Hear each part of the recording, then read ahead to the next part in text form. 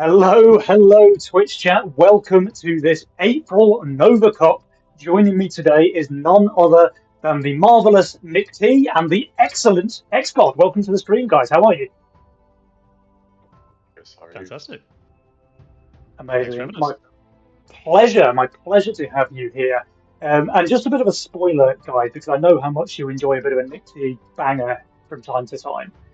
We have a particularly fitting track to show you this time around. It's not going to be until the first break between games, but just something to keep you entertained, you know. And the fact that we have XCOD here casting with us today is amazing because this track is entirely inspired by XCOD's and Ashton's amazing Wave 5 victory in last month's Nova Cup finals. Okay. I see where it's going. Yeah, XGod's only learning this for the first time as well. So very, very much something to look forward to there. It's a really good track and perfect to have XCOD here for that one as well. But guys, we've got some games to watch before that, unfortunately. I know you're all just waiting for the song, really, but the first matchup of the day is going to be Dumb and Dumber. That's FC Lucy and Fuzzlebear. And they are playing up against the 90 HP Looters, which is the fake one, and Pakistan RQS. So what do you guys think about these two teams? I mean, what a team name. I don't know what to say. That is, it's bringing some nightmares back to me. I am always swayed by the teams with the best names rather than anyone who I think should or shouldn't win a particular series. So 100%. And yeah, fair play. Dumb and Dumber is pretty good as well. But 90 HP Looters, it's topical. It's a little bit cursed. It's everyone's worst nightmare over the past week or so on ladder. So yeah, we'll see how those guys are going to fare today in the tournament. I know Fake One and Pakistan, they've both been trying super hard to improve their game over the last few months, and I would love to see these guys have some success this month, make it through to the semis, maybe the grand finals, maybe even take the whole thing. Who knows? But first, they've got a bit of a hurdle ahead of them because FC Lucy and Puzzlebear are no slouches either. FC Lucy, of course, multi-time Nova Cup champion, although usually partnered with Drukia. He's, for some reason, not around this month.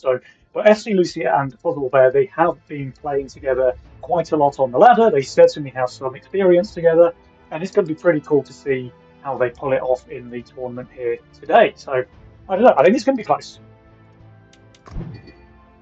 Yeah, certainly an interesting matchup. And if I'm not mistaken, I think the Fake One and Pakistan has played together before as well, so it's not like an entirely new team. Yeah, no, they played together a bunch of times. I think Fake One and Pakistan. They've been in I don't know, maybe the last like 9 months worth of Nova Cups together, something like that. I think they've made it to the semis. I don't know that they've been in the grand finals yet. So, but that's what I'm saying. They're constantly like improving their game, and it's great to see them play. So I'm kind of excited to see how they perform here today. The teams do seem to be a little bit confused about who wants to be on which person's team. We're in the lobby now, guys, and they're kind of dancing between the open spots. So that's what's keeping us waiting. Honestly, I don't mind if they just like do a random shuffle and whoever ends on their team just starts. I mean, that's one way to determine the Nova Cup pairings, right? But we'll have to. looks like they were angling for that. You know, Lucy seemed to just want to spectate this one, but she's being forced to play. I may have twisted her arm into playing. Yeah, she wanted to try and sit this one out since Drakir wasn't playing, but I wasn't having any of it, and as a result, here she is with Puzzlebear. But you know, these guys they do play together a lot, so they certainly know each other's play styles, and hopefully can make the best out of that pairing as well. Looks like the players are ready, so we should be able to get into this first game very quickly, guys. All I know for certain is it's going to be a banger. The other thing that I do know as well is that I'm really happy that they did actually fix the 90 HP looter before we got to Nova Cup, because if we were seeing like double lock-in rat gun every single game in Division 1 Nova Cup, I was not going to be a happy clown. Bad. I haven't been playing Legion so much over the last month, so I think I avoided the entire rat gun epidemic. I never had a game with or against it, but I'm led to believe that there's a bit of a nightmarish time on ladder for everyone who was playing while that was in action. Yeah, all I can say is they did very well to dodge it. That's very good for your mental health, just saying. Here we go, guys. Game number 1 of this April Nova Cup is here. It is Dumb and Dumber on the left, that's FC Lucy and Fuzzlebear, up against the 90 HP looters on the right, that is Fake One and Pakistan RQS. We have Stash and Cartel on the right, and Discord is covering up my left side, so let me see if I can fix that. So this is the first tournament since Stash released, right? This was in the patch after last Nova. Yeah. Yes. So this is we're gonna see how teams value Stash as a mastermind in these tournament settings now. I mean, we've already seen 2. There's no Megaminds here, right? This is all no picked Stashes. Yeah. Okay, so we've got a Stash Cartel and a Stash Castle.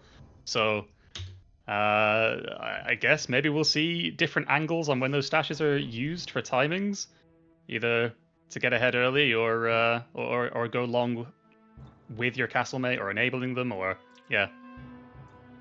I feel like Stash Castle is a little bit like too passive / low income of a combo because the Cartel will help to survive the early waves for sure, the extra income, but if your Castle and your mate is Stash, then if you fall behind, it's kind of, maybe the Stash player will be forced to like open their Stash earlier than what they expected. Interested to see how it works. I haven't again not been playing as much lately, so I don't know how people have been angling to use it yet. I mean, I guess you could use it in a very similar fashion to Castle if you're just taking it super late, but probably not an optimal way to play it a lot of the time if you're starting to fall behind.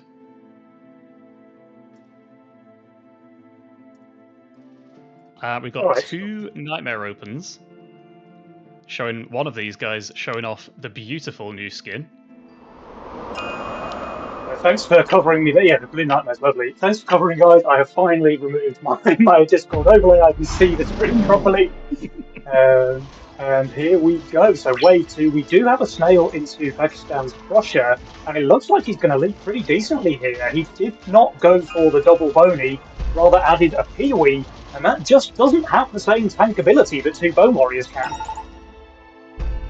I think if you just sent a snail and added 2 more bones, warrior his skulls. I don't know why. I'm not sure why he did like a really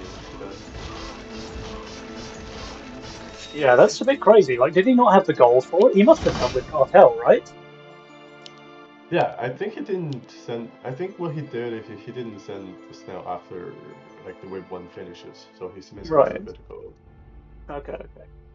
Well, that makes sense, but it kind of hurts him a little bit. It's 67%. It's not a huge amount of gold loss because it's only wave 2, of course, and there's no king damage taken, so not the worst, but also obviously not ideal there for Pakistan. So we've got some bigger sends coming out here on round 3. Fuzzlebear receives the largest here with 60, but he does have the seed, which pairs so nicely with Nightmare on through. Yeah, slowly hitting that threshold.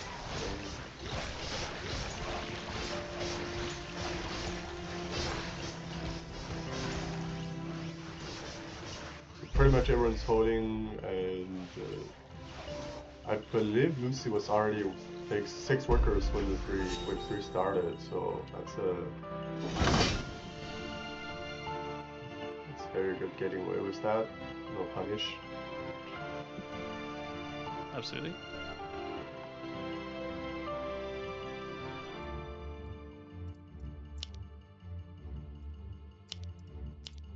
But just from the row so far, I don't see like a super broken combo in anyone's row. I mean, the Treant and Sovereign is very good, but they all 4 players they lack like a very good endgame aura unit to put on their board. Yeah.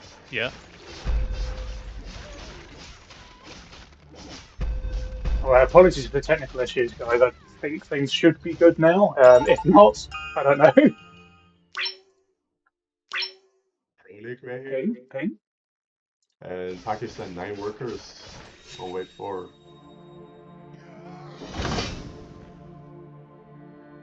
Are we going to see some first blood here? We got the Robo Sends, the Robo armies, make an appearance on 5 here.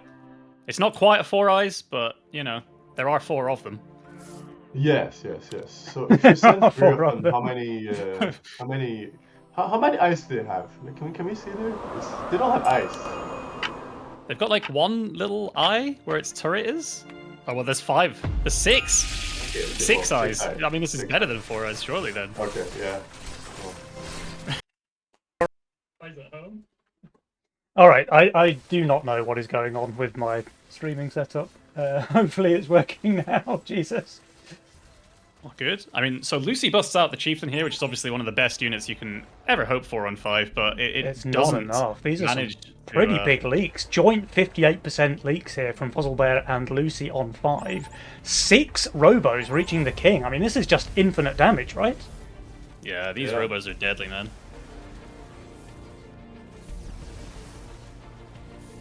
But I find it weird that Six Eyes did not kill the king. You would think, right? 6 better than 4, but apparently the math works different in Nova. Yeah. Lucy, Fuzzlebear, sorry, going for the Copium resend here on wave 6 into Fake One. I mean, he is undervalued, but they got so much gold there on wave 5 that the resend just, it doesn't seem correct, right, to go for a full send after taking so much damage there. Yeah. Even if it's leak, it's not gonna be bigger than 33%. Yeah. Maybe like one Rocco and one Robo going through. But I don't see like a larger leak than that. But maybe what they want is to have a very long wave 6, so Lucy can send a Mimic on 7. Is that what they want, maybe? I mean, she's only on 90 Mythium now, so it needs to be a very long wave 6 for that to happen, right? Oh, he almost clears the entire wave. But yeah, look, 38% there from a double Robo send is not really what you want to achieve.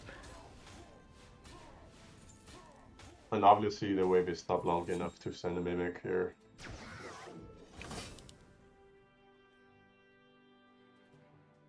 Yeah, and okay, so we do have this full send coming out from Lucy as well into Pakistan, who doesn't look fantastic here, but he's selling out of one of his wargs, I think that was 270. He's going to go for a bunk. Okay, Yeah. nice. Okay. No, that was a Fart Archer, I think. Okay. Basically shuffling his whole board just for the bunk. But if this works for him, then it's a very good trade. Yeah.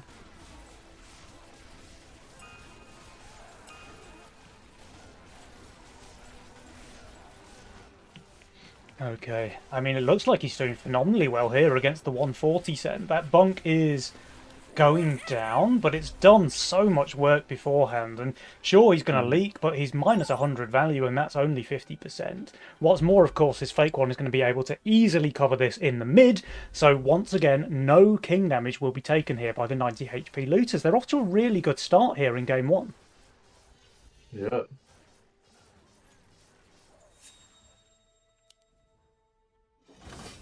They are. All things being even, they're still the ones with the cartel stash instead of the castle stash. They have now. Okay, they've pushed more workers here. They were 12 across the board at the end of the wave. Now they're up to 13, 15 on Fake One in Pakistan. So, I mean, they need that. They need to get ahead before 10, and they obviously have the king damage lead already. But a bit of an eco lead will not hurt. Well, Pakistan lost quite a bit of value / net worth there just by selling a couple units. Yeah, So were you saying he that's sold why a he's- warg? I thought he just sold a couple of Peewees, but or a He's fire archer. Were you saying? One Fire Archer, one Peewee, and one Harpy. So it's a significant Right, amount okay. of loss. Yeah, I mean that's quite a lot. Okay, 75% leak there from the triple brute on FC Lucy. And do we have a Waldo angle here from Fuzzlebear as well? Only receiving Dino Snail and King Ops, but that proving to be too much. Oh no! That's a 42% leak there from Fuzzlebear, while Lucy leaking to the mega triple brute's end. Dumb and Dumber, they're on 63% King HP already, but here it goes even lower now. I'm really surprised Fizzlebear leaked there. At least that, but I guess the Nightmare caught some aggro when the Slime Siren went down rather than the Slime Larva behind it. Just a bit of unfortunate. I think this positioning is really bad, unfortunately, for Fuzzlebear. Like, this Sovereign just needs to be in front of the Nightmare for sure. Yeah. Like, you just sell the having only seedling the and seedling protect there. the Nightmare. It's Yeah. it's so much of a glass cannon unit. You cannot afford for it to just be sat out in front like that. And almost certainly what happened is Seedling died instantly, and then half the wave just went on the Nightmare. Yeah, and the Avenger also managed to get popped while the Slime Siren was still chilling. So yeah. So a little bit of positioning issue there. Hopefully they'll be able to recover. It's only wave 9. And then there's still the one with Castle player. So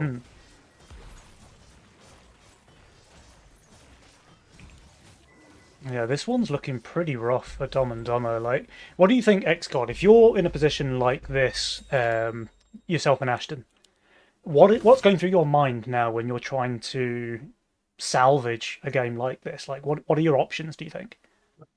at this point, I'd probably look to finish the King Ups at some point. And the next important thing is to hold off their Send and not die when we're gonna pop their stash when that happens. Obviously, whenever that is, maybe on 13 or 12, then look for attack angle from there.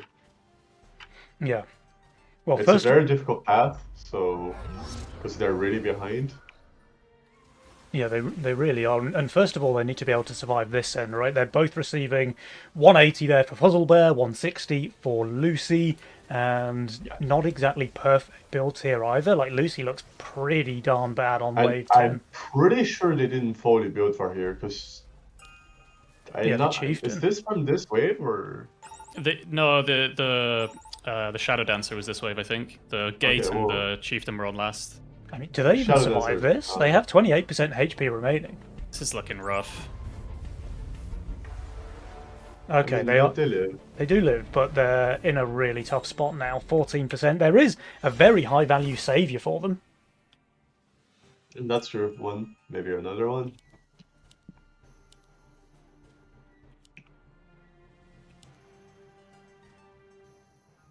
What else do they want? So Lucy's already snap picked the savior there. Fuzzlebear not quite decided. I mean, Glacial can be pretty good for him as well, for sure. Glacial can be good if you like. This is a good combo for Glacial, right? But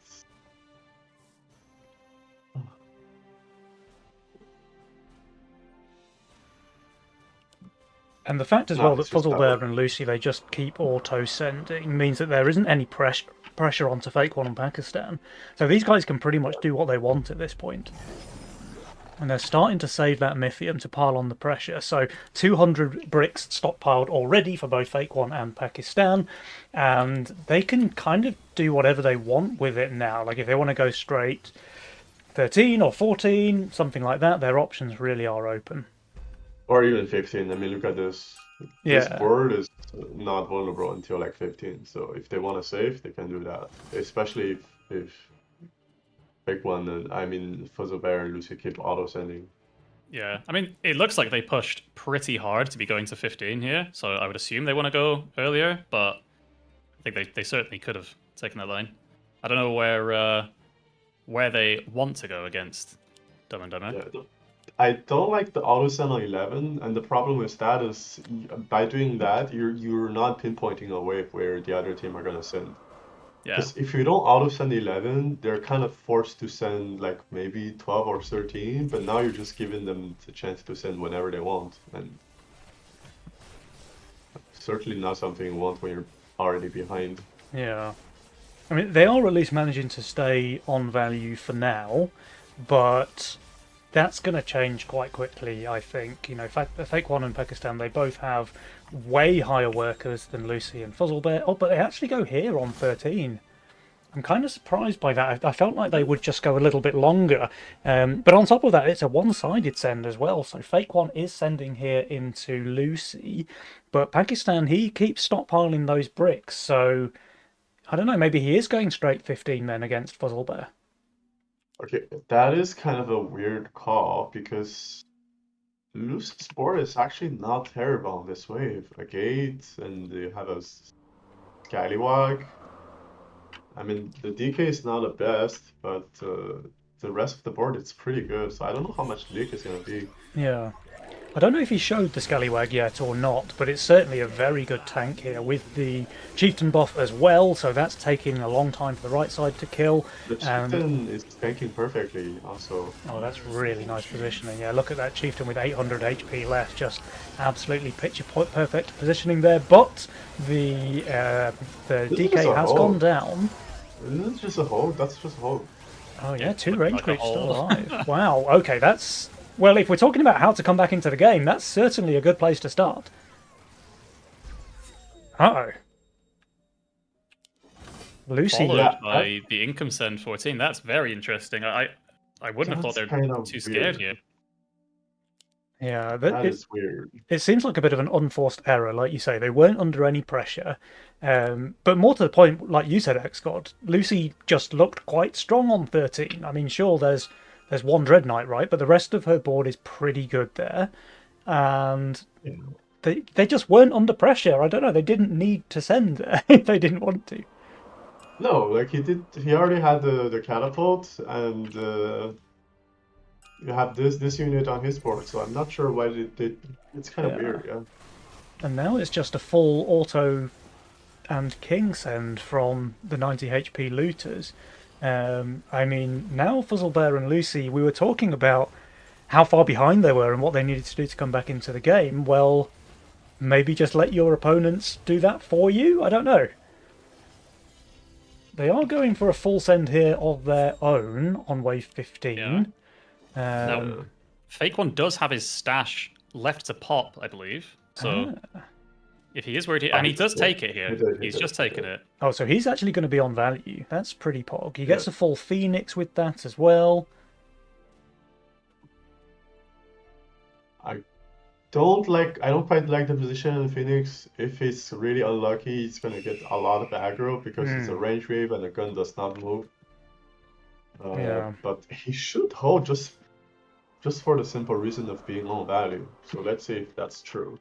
I think I'd like to see him build a couple of steeds as well instead of like these units maybe, but let's see how he does. I mean, the Phoenix actually is tanking very, very nicely indeed. Look at that.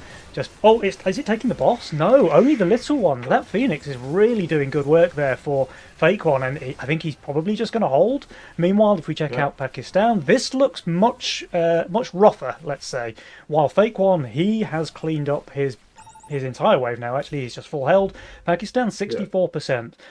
But I think this is kind of devolving into a little bit of a game of throws, right? Because Fake One and Pakistan, they went for those weird sends on 13 and 14, and then Fuzzlebear and Lucy, they just go for this full send on 15 when they're themselves not under any pressure. Yeah, and Fuzzle absolutely full pushed for this as well. And for Fake One to hold, I think we're going to see another shift back in the way of Fake One. And yeah, there we go. He's got his little fire emoji. Yeah. What are you thinking, Xgod? Well, I understand the send on 15 because their board looked really terrible, but at the same time, Lucy and Fuzzlebear, they were really low workers, which means they don't have much to send. They had like 500 or something, so really not a huge send. Yeah.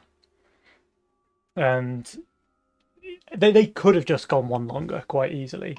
Like this unit in particular is pretty bad on 16, right? So, so same as this, same as all of this. So I think they could have maybe gone 16 instead, but you know. But at the same time, I feel like what happened after 13 and 15, the game is more stable now, as in both games are kind of like no one's too behind. You can see the probability is like almost 50-50, so it's probably better for the team on the west side. Oh, but here's some to the send. We have a send on 17 now. Alright, will Fake One and Pakistan match it? They will not. They're pretty far under value, actually, so let's see. They're going to need to do something special here now. Well, the Lioness Circle Alpha Male is pretty good there for Pakistan, and of course this unit is a ton of damage. Yeah, I don't know about that Lioness there, just tucked away behind the trebuchet. He has got a very nice melon for a crown, if you zoom in, but okay, he's moving it.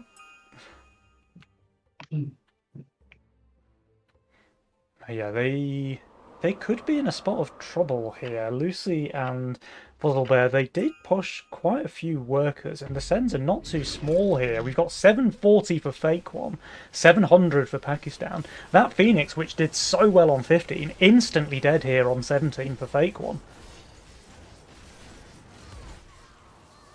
The Trebuchet is just melting the wave here. It is so much damage. But his Yeah, front line is dead now, and the Trebuchet does way less damage when the units are on top of it, so that's 79% there for Fake One, 58% for Pakistan. And, I mean, do they even survive this? For starters, they do have a fully upgraded Surely. king, but this is a lot of wave creeps. I don't know if they do, guys. This is... Oh. Wow. Oh, okay. Yeah. Okay. Game 1 there in favour of Dumb and Dumber. Lucy and Fuzzlebear coming out on top in the game of throws. What a weird game that was. Actually, that was weird. Yeah, weird is the best way to describe that game. I was massively backfooted by all the technical issues, so once again, apologies guys for the rocky start to the stream there, but hopefully that's all good now. And then, like, as the game kind of developed, Lucy and Fuzzlebear were so far behind. What were they, like 10% HP after wave 10, something like that? They had the double saviour, which is amazing value for them. Then there was this weird, like, wave 13-14 send coming out from 90 HP looters. Then Lucy and Fuzzlebear decided it's their turn to throw with this wave 15, like, resend. And then Fake One and Pakistan just save their Mythium for next game, I suppose. So, I don't know. That's an interesting game. Pushing 10 workers apiece after the 15 sends when they hadn't sent themselves since the income on 14, and then choosing to skip 17, it feels a bit too long. It feels like maybe agreed. Not really on board with making the plan when they're pushing the worker button. Yeah, We've all been I don't know. I don't know. I'd love to get the insights into the minds of the players there, but for now, all I can say is, huh? What are you gonna do? I mean, a great comeback for Dumb and Dumber. You know, they did what they needed to do. They clawed it back. Let's call it a great comeback. Let's ignore the monumental throws on both sides and call it a fantastic comeback sometimes play. Playing to your outs, sometimes playing to your outs just means letting the enemy team throw and then catching the ball. You know? Yeah. And they caught the ball. Yeah, fantastic game. Well, we should be able to get game 2 underway fairly soon. Does anyone remember what their masterminds were there for Fuzzlebear and Lucy? So Castle Stash, and Stash. Stash Castle. Okay. When did they use their stash then? I know Fake One used his for wave 15. I think that was 13. Yeah. Okay. Yeah. That's why he was kind of like on value / even over value on 13, but they said never came. So. Right, got you. Yeah, and what do you think about this new mastermind, by the way, XGod Stash? How are you enjoying that one? If I were to be honest, I only played one game after the patch using Stash, and that game is when I discovered my opponent was playing Ratgun, so I just FF'd on wave 4. And that's entirely reasonable, honestly. Yeah. But I've been seeing some really good success of other players using the mastermind, so I believe it's currently an S tier or even S plus for tier. sure think it's S tier. Like it's such a strong mastermind. It's almost game warping because it just gives you the opportunity, the ability to pull, an insane amount of gold out of thin air. And if you can read the game properly, which obviously everyone at this level can, then you understand when the potentially lethal send is coming. You pop your stash then, and that's plus 500 gold on wave 15 for Fake One, for example. So it makes things really interesting. Obviously, the longer you read it, the better. But if you can big brain it like that, it's so unbelievably powerful. But guys, enough of that. Game number 2. Okay, another cartel stash. I like it. It almost worked Sticking for to their them guns. last game. Yeah. I mean, the Have stash a- wasn't the problem, right? Like Penny just said, No, it was it's a just great showcasing of using it on 15 there to save what could have otherwise been a lethal blow. Other mistakes were made, but the stash was put to great effect. So yeah, nice to see them sticking to their guns, not changing the strat up. And then we've got Fiesta and Kingsguard. I mean, Chef's that's, kiss. that's a great pairing, but it's a pretty rough Fiesta roll there for Fuzzlebear, I think. You don't like the copter Fiesta? It's not. I don't think it's. I do bad. like the copter Fiesta, but the rest of his roll looks garbage. No. Yeah, yeah. What? I mean, what else are you is gonna that do? roll? Start something like Badger and. Yeah. It's like, yo, dog, I heard you like natural armor, so all of your playable Yeah. units for the first 7 waves are natural. Enjoy. Yeah, yeah. He's not re-rolled, right? No. Okay. That looks like a reroll 3 or something. If I were having this roll, it's just. Yeah.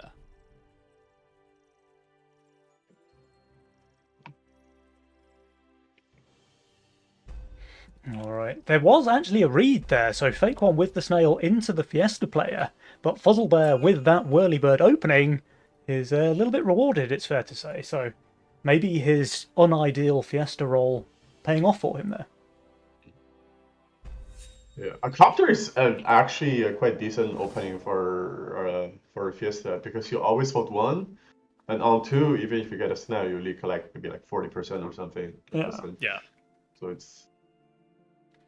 Now, if there is a read here from Fake One, and there is, okay. There So is. he really has sniffed out Fuzzlebear's Fiesta play here in game 2. He's going That's gonna hard be a with the snail. 67%, I think. Yeah. He didn't add a split. No split, 67%. He can't afford to There's add a split. Oh yeah, true. He just didn't leak. Pakistan gets his snail as well, but he's completely fine with that. And yeah, there's the... Well, it's 58%. He did get 1 more creep at the end there. Lucky. Yeah. Now, if Fake One does send another 40, I think Fuzzlebear should be in trouble on 3, because the only thing that he can build is a warg. Or more copters, you never know. More copters, yeah, but not a big one, only the little jobbies.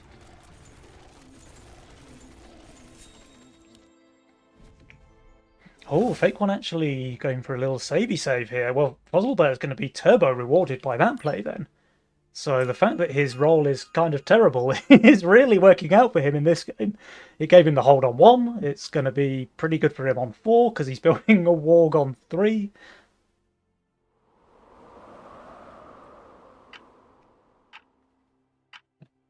Meanwhile, it's just more income from all players. Pakistan and Fake One both receiving dragon turtles here.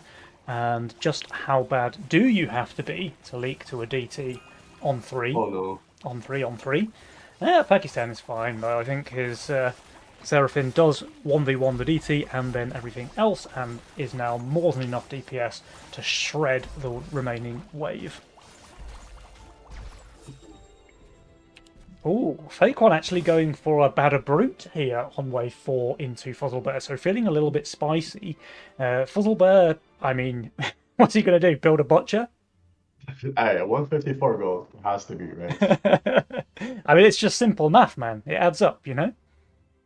Got to be efficient with that gold. Oh, he re-rolls. Re-rolled the casket. Okay. I mean, that's better than a Butcher.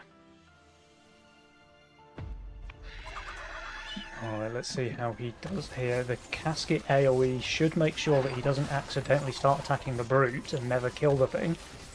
In fact, isn't this just a full hold? Casket is turbo broken. 1 more spell. There it is. Yeah. That's pretty sad. You know, I think the Brute was attacking the Casket for the whole time as well, which basically means that the Brute's like slow effect did nothing, because the Casket just doesn't care, right? Yeah. It's a full hold. It's a full hold. That's really painful for Fake One. Like, when you go for these early power mercenary sends, you need it to pay off, because the income penalty is just so painful throughout the early game, right? So that's -3 that he'll never see again, and he's even going for a Copium resend here with Robo Snail. Fuzzlebear has full pushed, so maybe it's going to work, but I just don't know, man.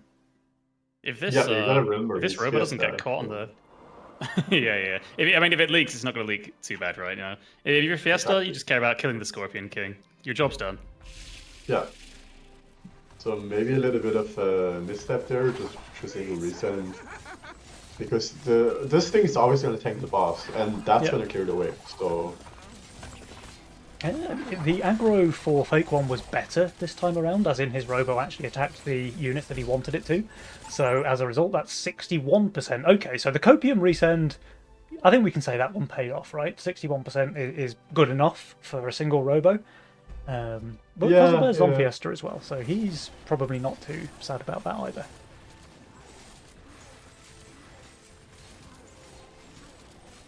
Oh, it looks like a pretty monster send coming out from Pakistan on 6 into Lucy, though. So she can probably add this Halo, which should be pretty clutch, but it's still a double brute send here on wave 6, and everything else on Lucy's board looks really weak on wave 6. she's missing the gold. Missing gold as well, that's really Oh, you powerful. can sell this one, but Yeah. okay. I don't know, though. I mean, I you've just got think... a Halo, but you have no tank value. Yeah, These- that's Yeah. kind of these what I'm brutes get thinking. going. That's exactly what I'm thinking, Nixie. So the front line of Lucy here is just going to crumble in seconds. And then the Halo, sure, it's going to at least pick off a couple of creeps, but this could be pretty bad here. Oh, it is going to be pretty bad. The entire front line is already gone. And now Like, the what, 5 Halo seconds?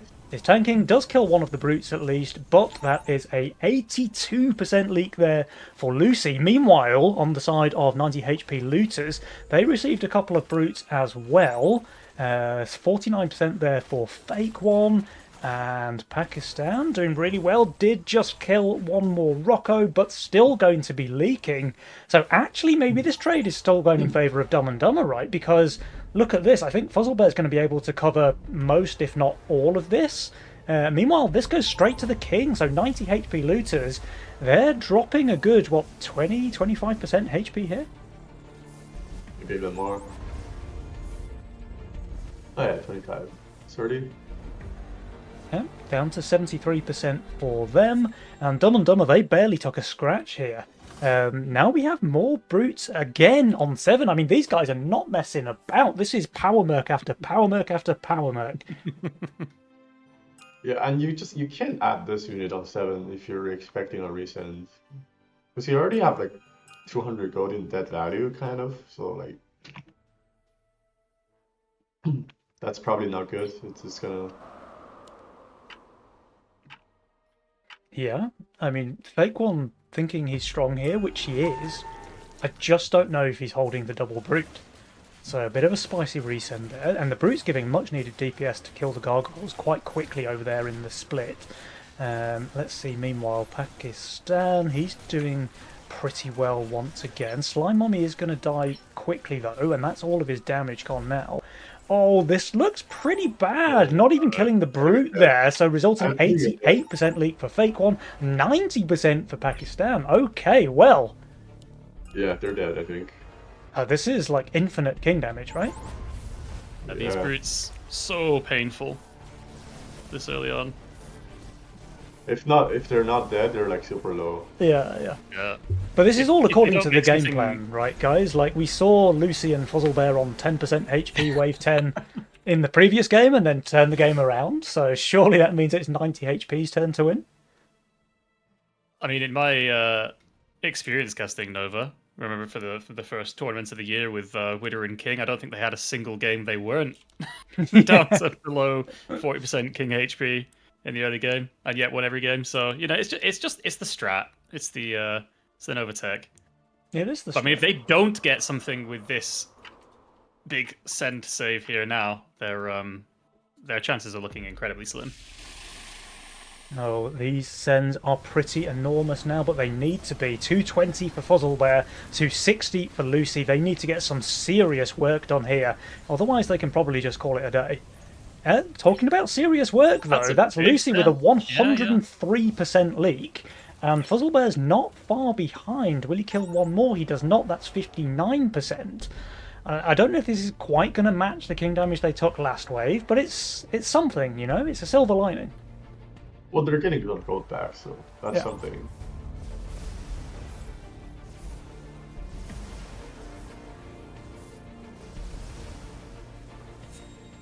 Alright, yeah, 49% HP there for Dumb and Dumber, so they're still in a pretty decent lead here.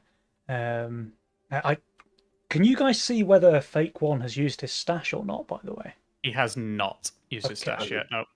Maybe a little bit greedy to not use it on 7 then. Well, I can see why he choose to just like push Giga hard and not add anything, because his board is kind of good, but like Yeah. it's not good with just 2 brutes. No, that was actually just a nice read, I think, from Lucy and Fuzzlebear to go full into 2 fairly strong on wave 7 boards, right? So they correctly read that their opponents would push rather than be overbuilt too much. Alright, so both sides probably eyeing up for a killing blow now. When are you expecting that to come? Perhaps, I don't know, is wave 10 too early? Okay, we've got auto sends from Fuzzlebear and Lucy. I feel like they're gonna aim for side of Paki and Fake One. They're probably aiming for 13 if it's possible. Yeah. But it's probably gonna be okay since Lucy and Fuzzlebear just auto send here on 10. Yep. Yeah, I mean, this is the first thing they needed, right? To get auto sent, and then if they choose to go long here into 13 or something. Yeah, that's true. Although the income's going to be really rough for Pakistan if they do save longer, because he's already like way behind Lucy and Fuzzlebear in income, and he's cartel, and so he's Fake about to One- lose a bunch. Yeah, Fake One did also just stash here as well, so he's not saving it for, Okay, you know. No, they just and they just super go late this for time an around. income send themselves. All right.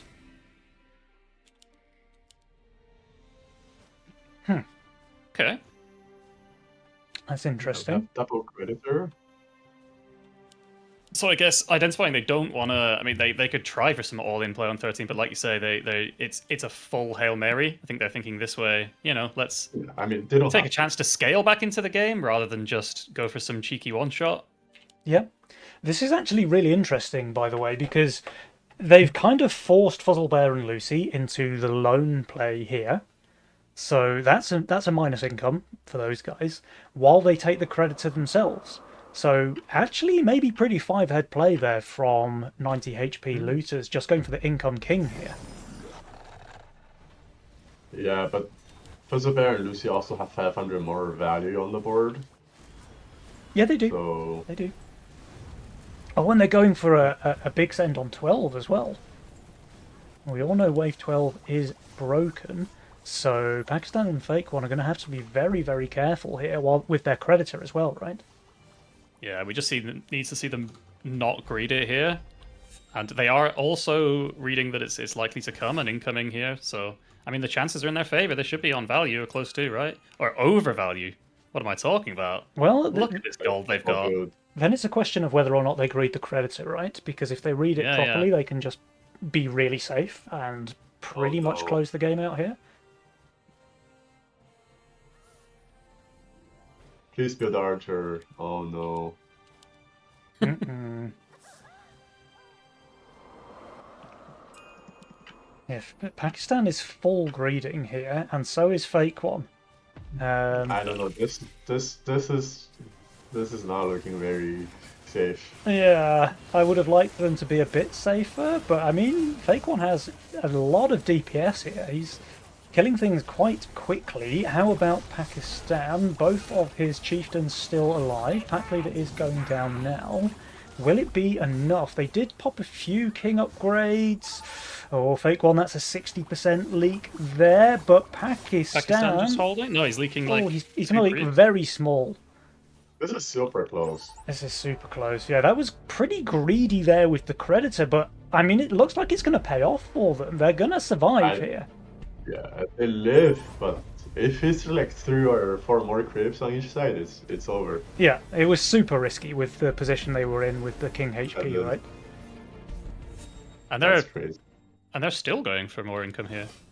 Yeah, well, I mean, their income is really solid now for Pakistan and Fake One. They're, leagues ahead of their opponents, and this is a big turnaround from what their game state was like on 10 already. Lucy dropping an egg, though, so taking advantage of the fact that she's just being auto-sent.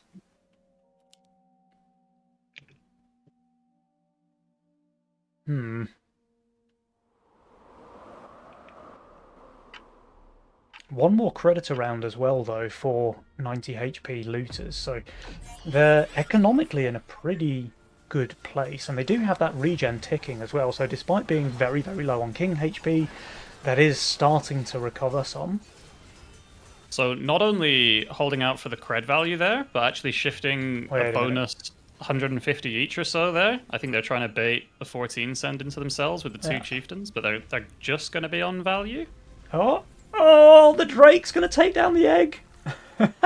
Oh, Okie dokie. Let me, no, wrong one. That's the one. So are we gonna see a 14 cent? Okay, there it is. yeah. 14 Wave is cent too after an long. extremely long wave. But the fully greeded creditor from Pakistan and Fake One is going to put them in a really good spot to be able to try and hold this 14 cent, right? If they Yeah, come sure. in here, yes. Yeah. Oh, they actually Oh, got they the go full for cent. it. Oh. All their own. Okay. And looking at the values of Dumb and Dumber, this could very easily work out for them as well. That Yeah. is if they don't die first. If they don't die first. Yeah, if it's a race, then their king is at 50 to like 20% HP. That's bad. So. Yeah, they need to hold. And Pakistan is spamming Slime. a lot of slime mummies, which are pretty good on the 14th wave. Yeah. Very, very nice stall. You can't really hope for better, and pretty damn close to being on value. Closer than anyone else, that is. Although with a bit of dead value in these chieftains. Fake One couldn't quite APM it out, ended up shifting 50 odd gold. Fake One more like old one, am I right? I don't know if any of us can be talking. Yeah, X-God maybe. yeah, X-Gun. his- Okay. Sovereign died really quickly there for Fake One. That's Oh, extremely looks like unfortunate. That's a big Puzzle's going to lead. be next to go. No, okay. Yeah, okay, so Fuzzlebear stalls more than long enough, and game number 2 does go in favour of Dumb and Dumber. What a rocky series this has been, guys. Yeah, that's close.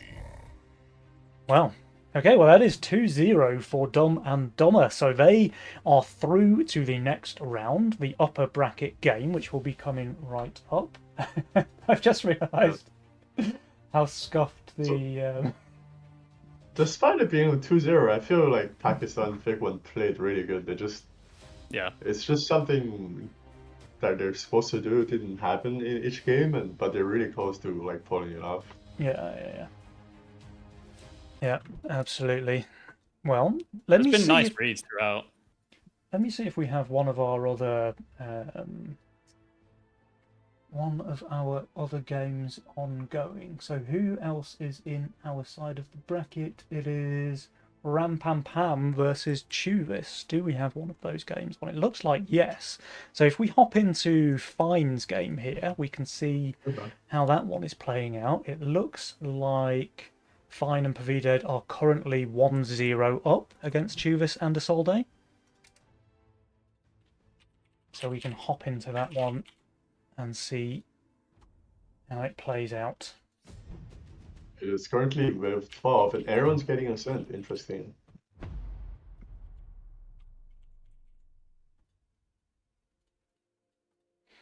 All right.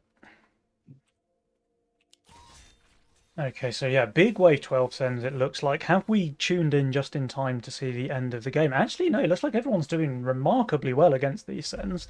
Just a full hold there from Isolde, and it looks like Chuvis doing the same. He is amazing. Fine, meanwhile, that's a 95%er, leaking the bear on 1 HP. That's a little bit unfortunate for him.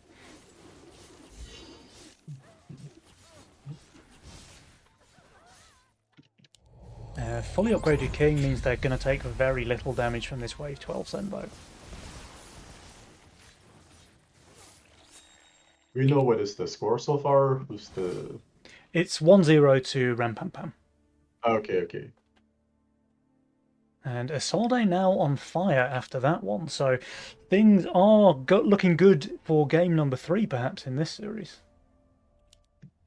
Yeah, and it's quite interesting because he's the player that has Sorcerer and not Venture, so not only he's like very far ahead in terms of value, he also has the extra value from the Sorcerer. Yep.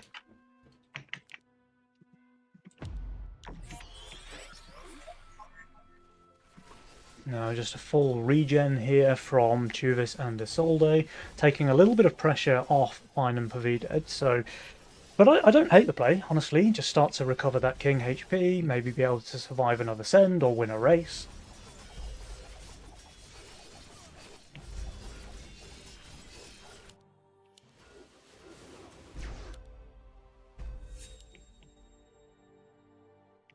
Okay, but looking at their row, isn't Isolde and Truvis just have infinitely the better row? I mean, we have this combo right here, and this is... Yeah, that combo is insane, right? The Disciple Boar is just notoriously difficult to send against because any little stuff just gets obliterated by the charge, and any big stuff, of course, gets one-shot by the Disciple Starcaller Circle. It's a classic. Yeah. He's playing redraw as well, and he's only used one redraw. This is what his build looks like after pressing the button once. He has 998 more clicks of that if he wants to use them. Some people. SMH.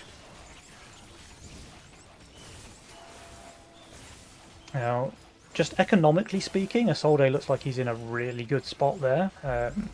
He's 50 odd income ahead of everybody else in the lobby, and they do go for an auto send here, so correctly reading the full send on 15 coming out from Rampampam.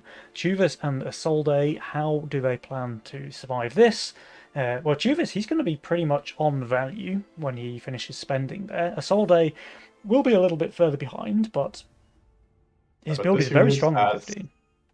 This one unit adds like around 250 value just because he has Sorcerer, so he's almost on value, I would say. Yeah, we'll have to see. And Chuvis was shifting gold for the last 2 or 3 waves, and has finally spent it here. So obviously, well, whether it's baiting or just hiding for when he might need to use the reroll, but he doesn't because he's happy with what he's got. I mean, he's just one shot in the wave as well with that Boar Disciple combo. Look at this. The thing is just like there was a wave there, but I can't see it anymore. There was a wave. There was a wave. There was an attempt, but no, that is a very easy hold there for Chuvis. Meanwhile, Isolde likewise, and 2 Genius mode holds from these guys. Wait, no, I said it too soon. Chuvis, he leaks a low HP Needler. Meanwhile, Fine leaks 72% against an income send. Good Drakes. That is really bad. The Drake shame is real. The Drake shame is real. And not even a single iota of king damage dealt on the side of Smiley Face.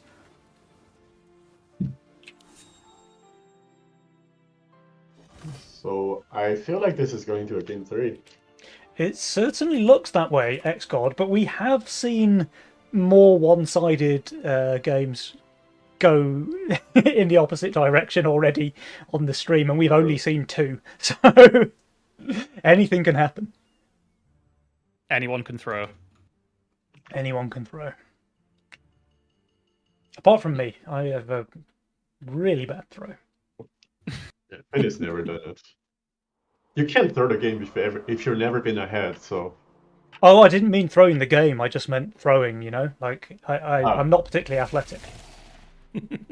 But my point stands, you can't throw the game if you're never ahead in the first place. No, true. That's my game plan all along, Just always be the lowest power score. And then it's impossible to throw. Pretty much. Genius.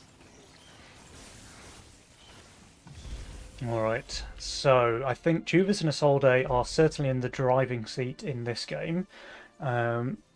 Things are maybe a bit difficult for them, though. I don't think it's completely one-sided. They, of course, don't send here on 17's the Double Dread Knight, but let's say they go 18. Well, Fine is already showing Orchids, and Pavided has that Starcaller Disciple Circle as well. Plus Slime Mummy, I think, is remarkably broken on 18, by the way. Yeah, but they can also just send and hold 18 themselves, right? I mean, their road is broken on 18. Yeah. I mean, yeah, it definitely looks like 18 all around here. And But I can also, it's crazy, but I can also see a situation where they skip 18 and they just go 19 or something. interestingly, Pavided builds for this wave, Fine builds for next with Mass Orchids. I don't hate that play, honestly. Like, just kind of splitting the difference. You be safe here, I'll be safe there. Alright, so Slime here is comes good the Needlers. everywhere. Always Yeah. nice for delay. Yeah, I mean, all four players are going for the full send here, but I don't really see Juvis and Isolde doing badly on 18 at all. I mean, Fine and Chuba's Pavida- value is going to be pretty low. Yeah, his with value is very many low. boards. That's true. That's true. He's pushed pretty hard, but these units are broken, man. Like these two units, this unit. I don't know. It's even though he's minus 1300 value, I think Chuvis is going to do quite well. And Isolde, he has the highest value in the game by some margin as well. So he's north of 6k there. Everybody else is topping out at around 5.5. And he has really good units as well for 18. So I think Isolde most likely holds or leaks very small. And Ram Pam Pam, their values are looking really scary. Does this Archer tank though? It does, but this it's one, not. I lived. Okay, Perfect. okay. Absolute Very nice. beast. Meanwhile, though, Fine, he's minus 1400 value. I'm starting to question whether he is indeed Fine. Pavided, he is living up to his name, though, so he's most certainly Pavided. Chuvis leaks 131%. Isolde, though, he's just easily holding, right? Pavided, 129. How is Fine doing? Oh, 98% leak there for him. Do they ever survive this? I don't think so, right? There's 6 pretty much full HP wave 18 creeps. Yeah, but there's no shaman, so they might, but it's kind of close. It's kind of close, yeah. Oh, wait, no, it's not. Wave 18 is correct. What are we talking about? They die about 5 times over. Okay.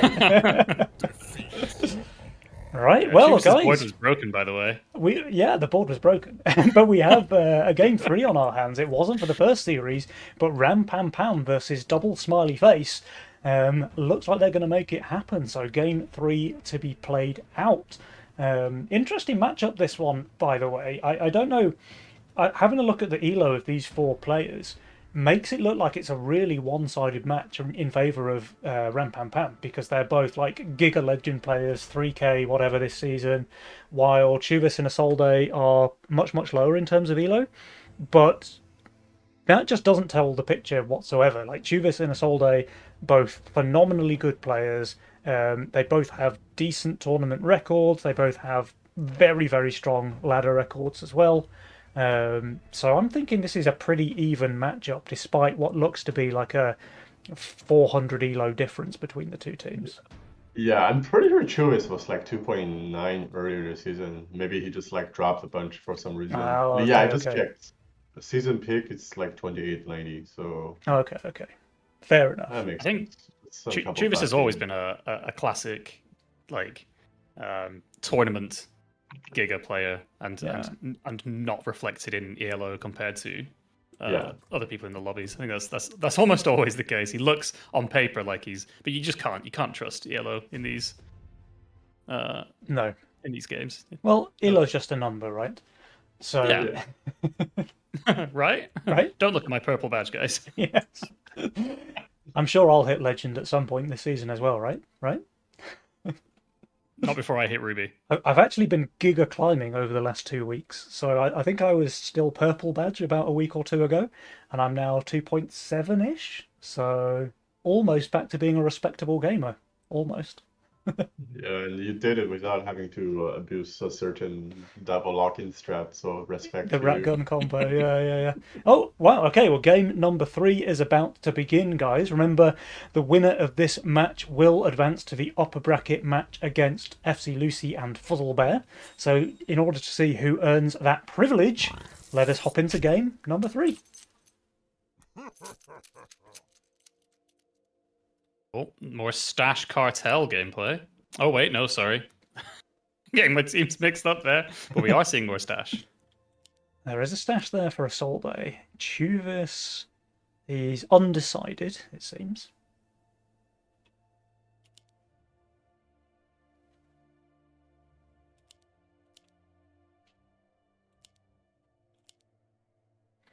While Chuvis is making his mind up, let's just admire Pavida's glorious Emerald Witch statues.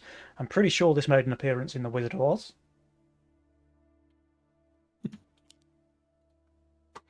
Alright, Solde going with the Gate Guard opener. I tell you what. Oh, there we go. Chuvis has gone for lock-in random, it seems. So he takes the +7 gold there. Gets... I'm going to call it an interesting roll. I think it's certainly quite playable. Like the rats for Mythium in the early game, the Green Devil and the Sky Queen as his damage. I think he's got a very, very interesting roll. Oh, but he actually just rolled out of the Sky Queen. Never mind, I take it all back.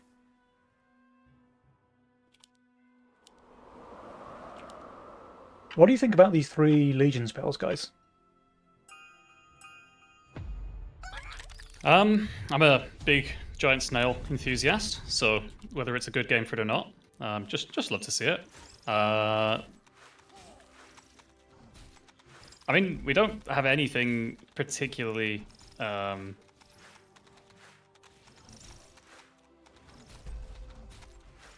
eco-driven here, so it's all either aggro or defensive spells.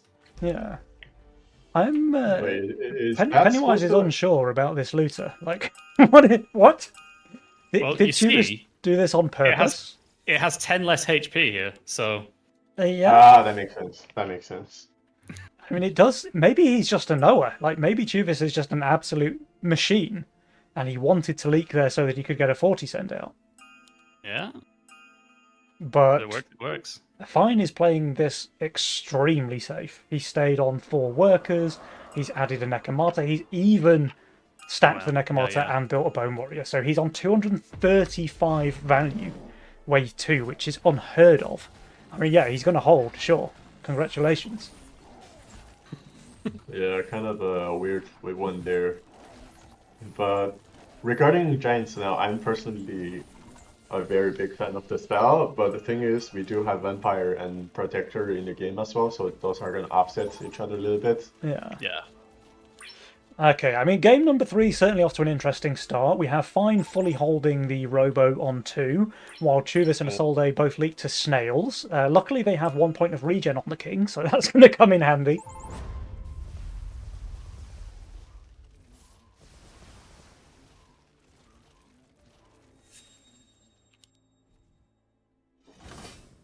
Yeah, All probably right. not quite the turn of events Chuvis was hoping for with his No. calculated, let's say, wave 1 leak. An interesting play there to like int your build to make you leak and get the 40 send. It just very much did not pay out for him, I'm afraid. And he's also got the -2 right from sending the Robo, so.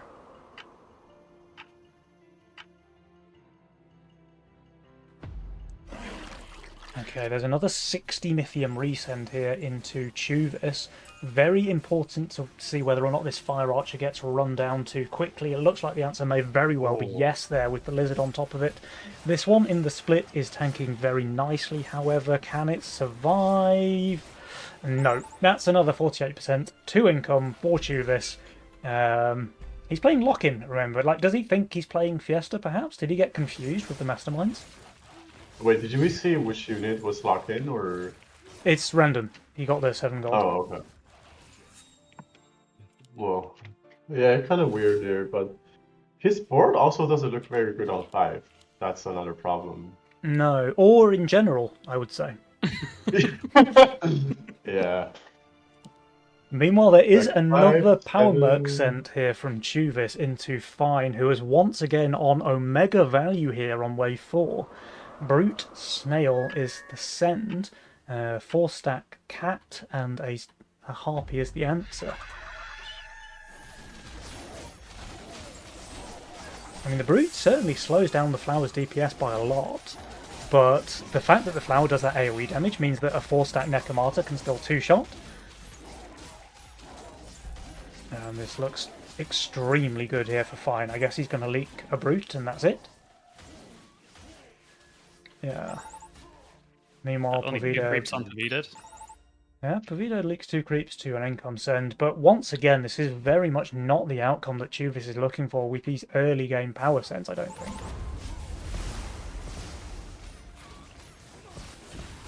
No, Rampampam going to be very happy with that. Yeah.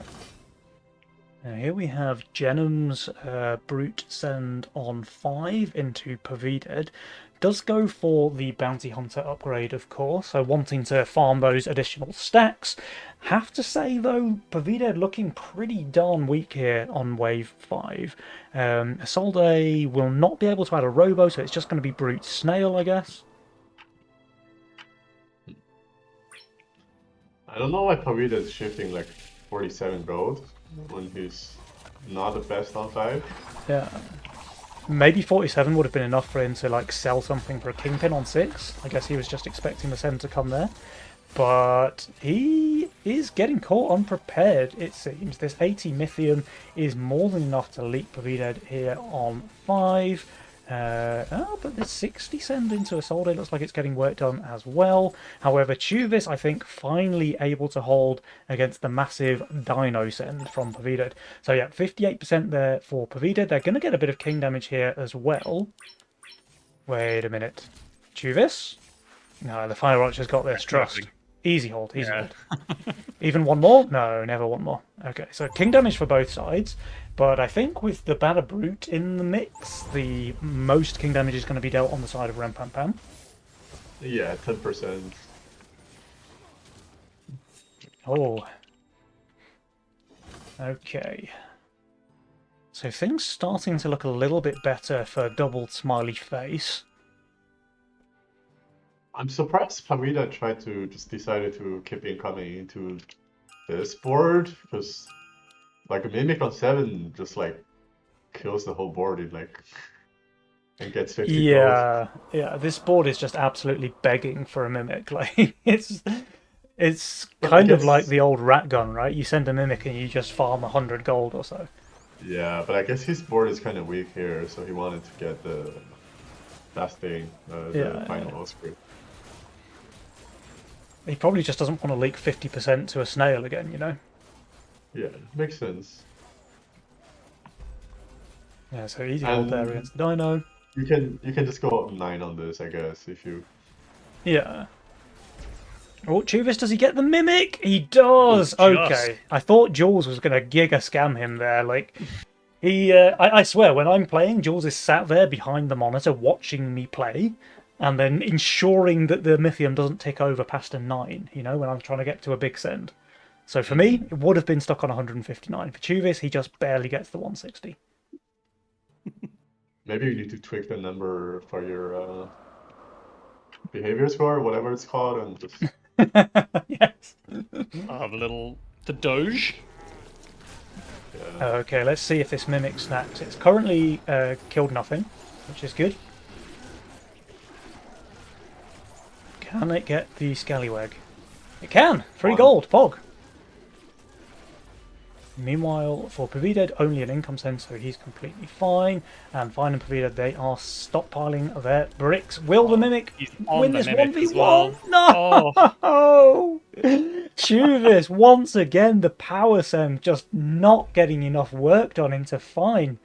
This is really starting to hurt him. His income is way lower than it should be, I think. Yeah. And really nothing to show for it.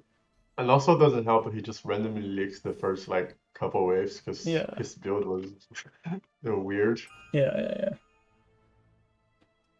Chuvis now going for the Soul Gate on wave 8. Not a great unit, so presumably he's expecting the send to come on 9. But it's honestly not terrible, especially into like a pack leader send, right? Because the impact and magic damage can kill the pack way quicker than the other collection of nonsense that he has on his board.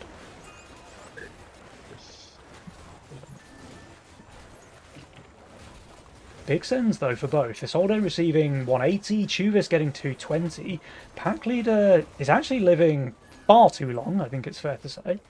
And this looks like a pretty bad leak here for Chuvas once again. Meanwhile, Isolde, 58% over there. 75 though for Chuvas. That is bad. That is bad. So I thought they were showing a little bit of sign of life on 6 and 7, but now it's just going bad again.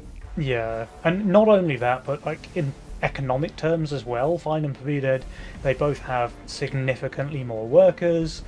Yeah. They're very ahead, and this is Pavided hasn't gotten a KP yet, so Yeah. after he gets the KP, it's gonna be like another 200 value or something. It's just not looking good. Yeah.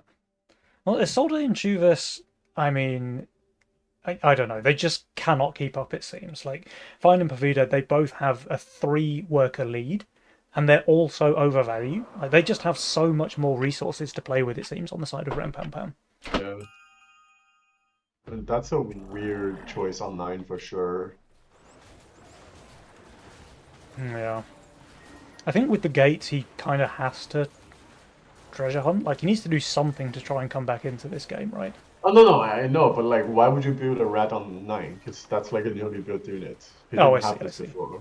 Yeah. Now he's just leaking to Cannoneer. No, I think the gate's got this. It gets one more creep out as well, right? Yeah.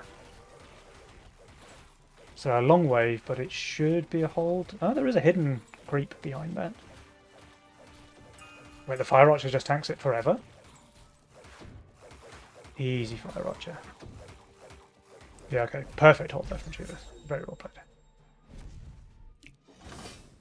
But just look at these income numbers, guys. We've got 25 income advantage there on Pavided over pretty much everyone else in the game. He is Cartel, though, so maybe not all that. Isolde still has his stash, right? Mm-hmm.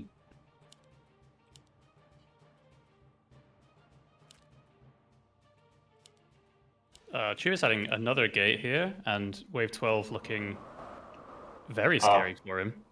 Oh no. Doesn't seem to have a single unit on his board that is good, or in his role, in fact. There. And Isolde having a Kingpin and not much else. Like, I mean, you know, a mask, sure. A Lickable for sure. I wouldn't be surprised to see Giant Snails into them on 12. And we love the Giant Snails. They are pushing pretty hard as well on the side of Rem-Pam-Pam, but they're just going for income, so maybe not. Yeah. But they can also just full Giant Snails post-income, right? Just go for your autos end and then have as many snails as you can. We've got Protector picked up here from Chuvas. Pretty good, I think, for the Sea Dragon gate board. Protector for both, actually. Rem-Pam-Pam, they are yet to decide. I wonder if they do go for this snail play. If I were them, I'd probably go for just Skull Vampire and play safe, because their board are so good for late game. Or Protector, that works too.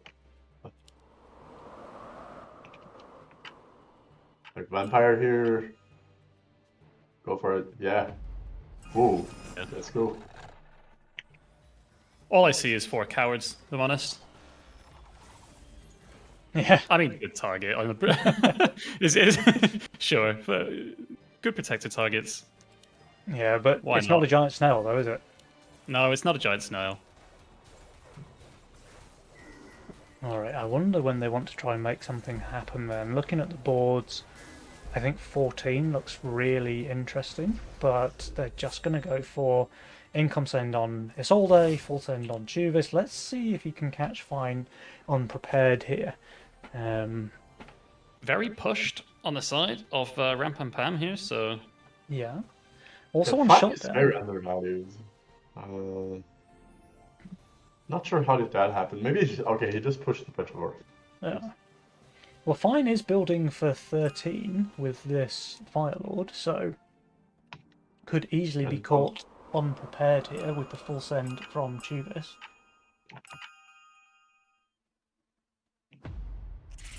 Alright, 340 Mythium for him to deal with. He's minus 300 value on the side of Fine. Firelord goes down very, very quickly indeed. Front line is crumbling. Sky Queens are ramping though, so picking off quite a few of the wave creeps. But now they're starting to tank. It is going to be a leak here from Fine. I just don't know how bad. 75%, 25 gold shutdown. And there's an egg placed here from Isolde, which seems really greedy because Rampampam didn't send here, and it's a long wave. Yeah, I'm not sure why it's okay, maybe Very it's like this interesting Giga resend. mind game. Be like saying there's no way they're gonna resend after we just sent, so I can do an egg. Yeah, I mean, good read. So Rampampam, they do stockpile their bricks, and there is a full resend coming out from both Chuvas and Isolde. Will this catch Rampampam unprepared once again? It looks like it might. We've got Pavided essentially building for 14. And Fine doesn't get the Phoenix either because he pressed the worky button after the leak on 12. Okay. You know, if there's a way to throw the game, there certainly is this one. Yeah, they're giving it a good go. Alright, let's keep eyes on Fine. The Firelord, despite not being a Phoenix, is absolutely doing its job. Meanwhile, on the side of Pavided, his front line is crumbling. The Ogre Brute combo just smashing the way through the Kingpin over there. That's definitely a leak on Pavided. Quite a bad one, in fact. Doesn't even kill the Ogre. No, that's 100% leak for Pavided. 50 gold shot down, but Fine, crucially, he does hold this time. Oh, he's even able to cover. So. There's no king damage really, but the economic damage is there. Yeah. Oh, here comes the full send on 14 from Rampampam. So Isolde and Chuvas, I think, should probably just auto send here. Which they don't. Okay. Very brave. The egg does pop. So brave. The egg does pop here. Isolde going full steed. So presumably they're expecting a wave 15 send. Problem is, they're sending 14. Yeah, so they're very much expecting the send on 15, and it is not coming on 15. The hunt as well. Hexgod is unsure. You gotta respect the hustle. Nick T is unsure. Uh-oh. Yeah, you gotta respect the hustle, but it's unfortunately going to be quite lethal, I think. Style points, though, for sure. I mean, yeah. Did Isolde If you're gonna stash lose a here? game. I would hope he stashed. Like He did not 180%? stash, Oh. actually. He did He's not saving stash? the stash for next game. Oh, The stash and the Mythium. So we do get a stash for next game. Shadow Wings, this one goes out to you. He was asking how many people would die with stash intact. Well, at least one is the answer. Okay, that's once again a pretty roller coaster of emotions in this game, guys. But Rampampam, they do take the series 2-1, and that means our upper bracket match is decided. It will be Rampampam versus Dom and Dummer.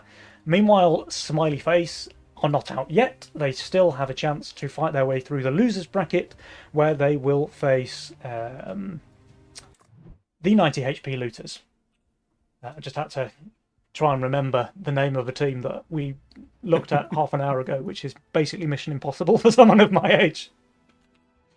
But guys, that's round one is done with. We've had some certainly entertaining, I think is the right word to describe those games. It's high level Legion, right, guys? Right? It's great to watch. I mean, as silly as the end of that game looks, I think when you're that behind, Chubis is in Isolde, you have to make some ridiculously risky play for sure. to even have a chance. For sure. 100% respect the hustle. I like the way they played it. Like, they knew that they were super far behind. They went with big sends on 12, they went with resends on 13, and then they went with this like omega greedy play on 14. And look, if it paid out for them, if Descent did come on 15, they'd have been really good there because Genum full built for it.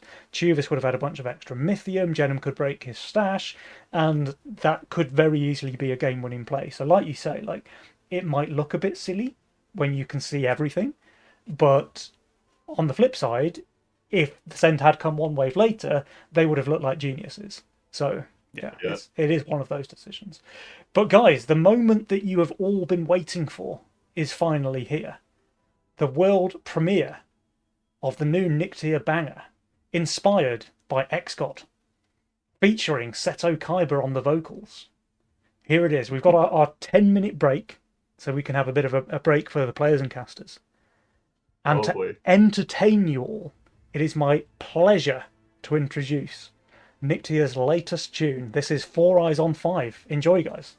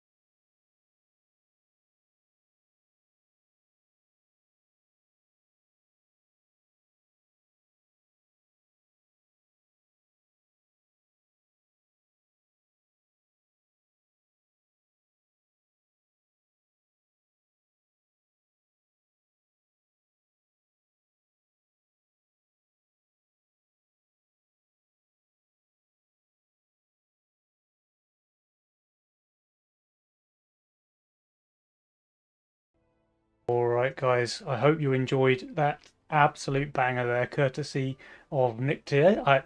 What an amazing track. What a fantastic track.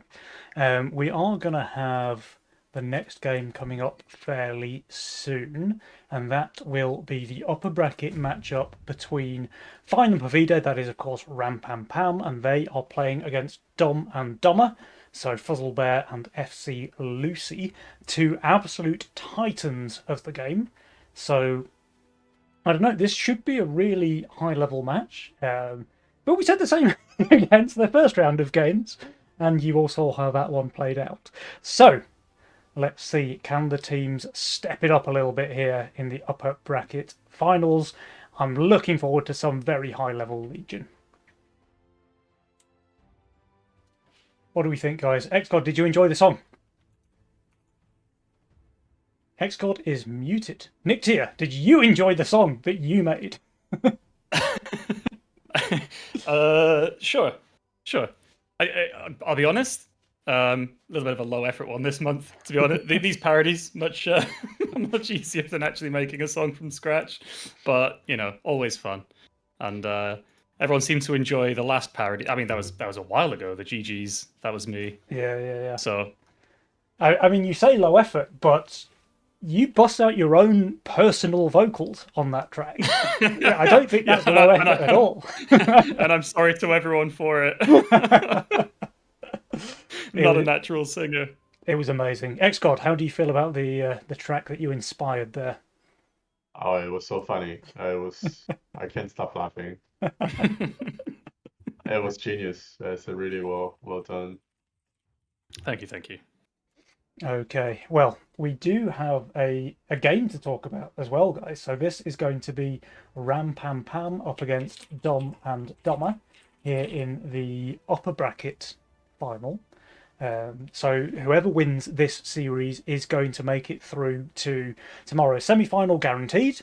The loser still gets one more chance in that last chance match. But of course, you always want to win here in the upper bracket finals because one, you're guaranteed then, there's nothing more to worry about. But two, you get the seed advantage in the semi-finals, right? So it's always beneficial to win this upper bracket match. And I think these two teams are really going to go for it here. I do think we're going to get to see some more stash play. That certainly seems a very contested mastermind between the teams. And I don't know, I'm not entirely sure what pairs best with it because you can't pick it twice, right? Well, the two players can't pick the same thing. So we're going to have to find out, guys, as we go into game number one. The players are ready and the lobby is here. So let's go. I'm surprised to see a lack of Megaminds today, because I don't think anyone has picked Megaminds so far. It's just yeah, that's true. Everyone has been picking their hand picking per se. Usually, we see some Megaminds picks here and there, but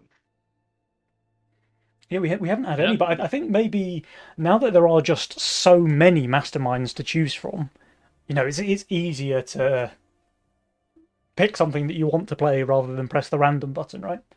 Yeah. And the more there are, the more likely you are to find your favorites and least favorites and not want to risk getting them, right? Exactly. That's true. Yeah.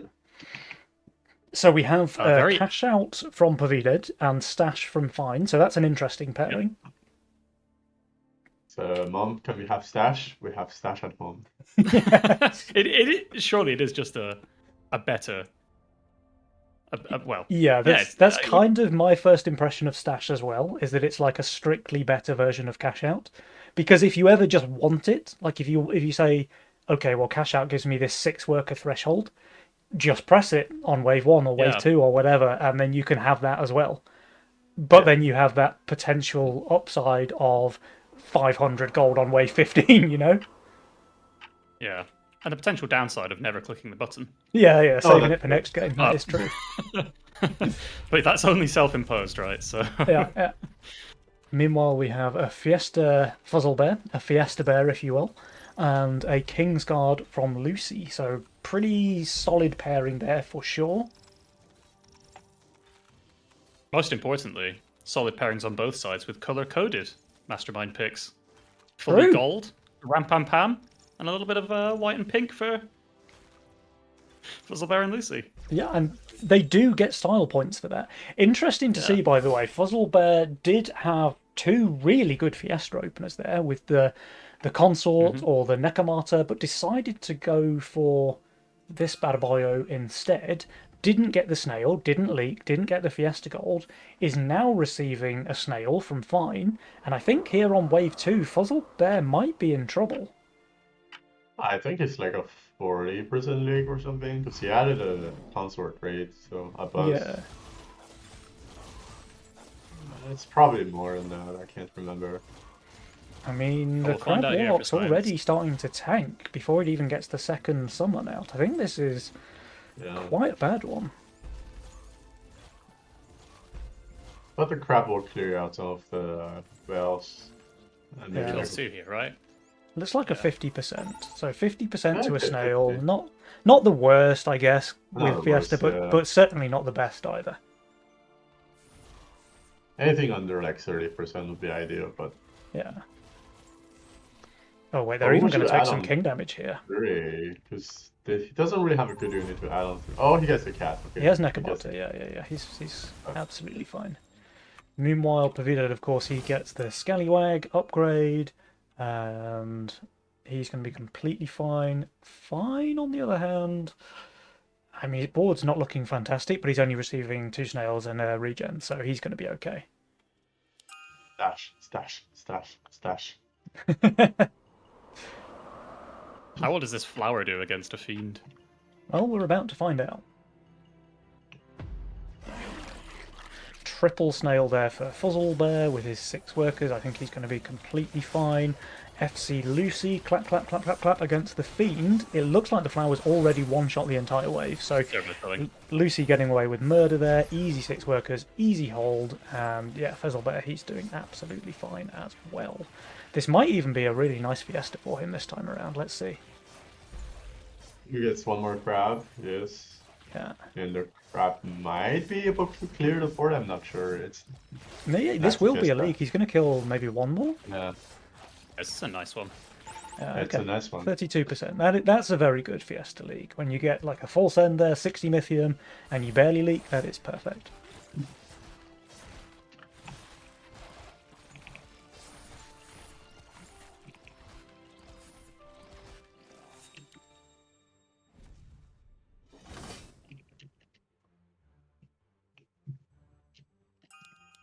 Interesting choice here. Yeah. How does Copter Flower do against second fiend? You've heard about First Fiend. Well, This looks like it could be a bit worse. It could be problematic because all his damage is impact in the Yeah. front lane. So And that's getting caught on the fiend forever, right? and Yeah, it but he massively didn't have- reduces the value of the Whirlybird. If it can't get any last hits, then it can't like cheat out those spells. No, it still dies it's fairly quickly. probably fine. It's but just 50. broken. It's fine. I mean, the Whirlybird is just broken, right? I think we can all agree. On enemy lane. Yeah, enemy lane Whirlybird broken. My lane Whirlybird. Good job, Jules. It looks perfectly balanced. We've got some full sends though coming out from the side of Dom and Dummer. So we've got the Badabrute and Robo from Fuzzlebear, and Brute Snail it looks like from Lucy. Both members of Rampampam basically on value though. Although I have to say, Pavida, like all of his tank value is weak on 5, so a lot of it's going to come down to how well this Warp Wing can tank the boss. Yeah, this is 2 Swift Armor units in melee, and this is the only like decent unit on 5. Yeah. The Looter just Looks like decent instantly off-tank. dies. Yeah, good tanking from that, but his Pack Rat died extremely quickly, and now the Scallywag is going down. I mean, sure, it's getting extra health, but the Brute just slows his damage down so much. And Fine, meanwhile, he cannot kill that Brute himself, so that's a 42% for Fine. Pavida, he's doing extremely well, but it's not enough, 28%. Now, on the bright side, these Brutes are both very low HP, so they're not going to lose all of their King HP just yet. And if Fine and Pavida wanted to go 7, then they definitely got it.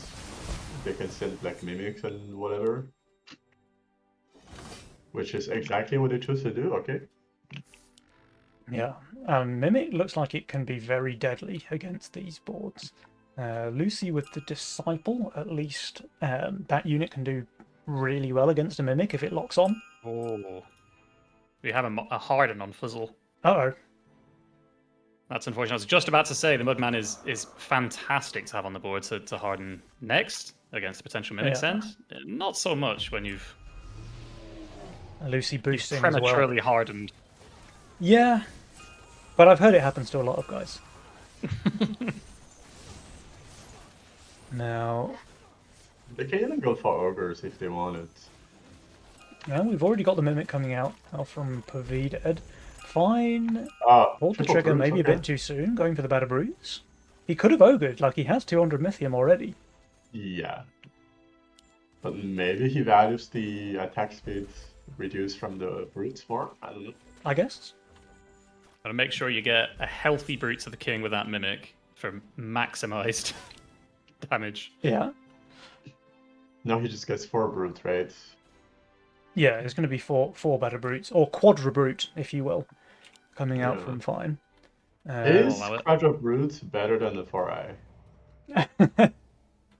Against this board, well, it's not going into this board. It's going against this board as well. Also, yes. To be fair, But against the king, though. well, the thing is, Brute makes King attack a little slower. Is that from the song? That is from the song, yeah. 240 familiar. Mythium for Fuzzlebear, 260 for Lucy. This Mimic looks like it's doing work. Only 9 gold on it, but it's shredding through Lucy's defenses. 108% there for Fuzzlebear, 96 for Lucy. So these guys, they're going to be dropping a ton of King HP now.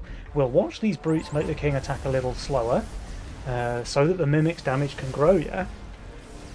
And they're going pretty low, so dropping down to 47%. Kingsguard coming in very clutch there for Dumb and Dumber. Also, they have 6 spells, Sure. which is really, really important to clear all the like random mobs Yeah. in the. Otherwise, it's gonna be a way larger king damage. I'd like Yeah. to see them pop a couple of regens here, actually. Like, okay, Pavida actually did some regen. But for Fuzzlebear and Lucy, when you're playing Kingsguard, I think any kind of king upgrade, and of course, regen for the health is so valuable. Mm-hmm.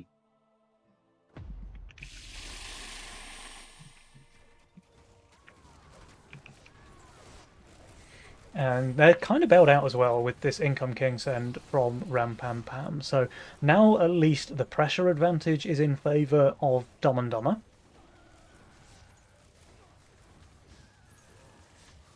I wonder what they want to do with it, because Rampampam, I mean, Fine looks pretty bad on 9, but Pavided is kind of amazing there with a double gate. Long Honestly, wave though. if they wanted to, probably here. Okay. If they wanted to do damage, it has to be kind of 11. But Yeah. then it's like kind of far from. We're only wave 8, right? Oh, they go for this wave 9 send, which I find a little odd, honestly. Like, Pavided, he was already showing a gate. He's going to do a second one here, and is essentially unleakable. Like, this build is so strong here on wave 9. Fine, I mean, he does have like some bad unit, but there's 2 gates, so yeah, 2 gates is too much. 2 gates too you many. have a Giga Breaker, so The Giga Breaker is really good for Fine, and he's also on north of 1100 value, right? So he's no slouch, but the rest of his like supporting cast is obviously super bad on 9. and there's 2 Slaying Mummies. Yeah, which well, is they're both going to very- hit full mana as well, right? So maybe they're just not that bad at all.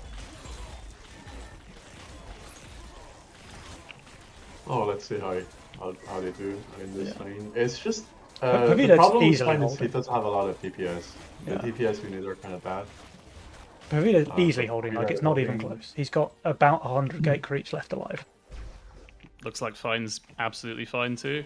Yeah, Okay, well, he's not even going to pro leak. I thought he might leak like a couple of brutes or something, but no, it's just a double hold. That is very unfortunate for Dumb and Dumber. Like, yeah, I didn't like the 9 send, but I thought they would get more than nothing out of it. Oh yeah, also a little bit problematic is I feel like if they just wanted to go 11, they could have done it, and they don't have.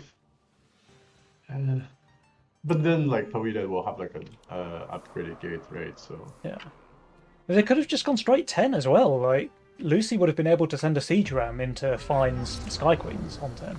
They do go for a full resend actually, or at least into Fine, who is on shutdown. So let's see if they can make anything happen. But Fine playing it very safe. He's plus 95. Yeah, easy hold there from Fine. Fuzzle, the only one saving bricks here, and Pavida does not seem to have very good units for the 12th wave. Yeah, true. That's true. And there's a press the attack as well. Is Pavida the only one who's used reroll, or the only one who hasn't? I don't know how to read that. Pavida has not used his reroll. Everybody else has. Okay. You can find something.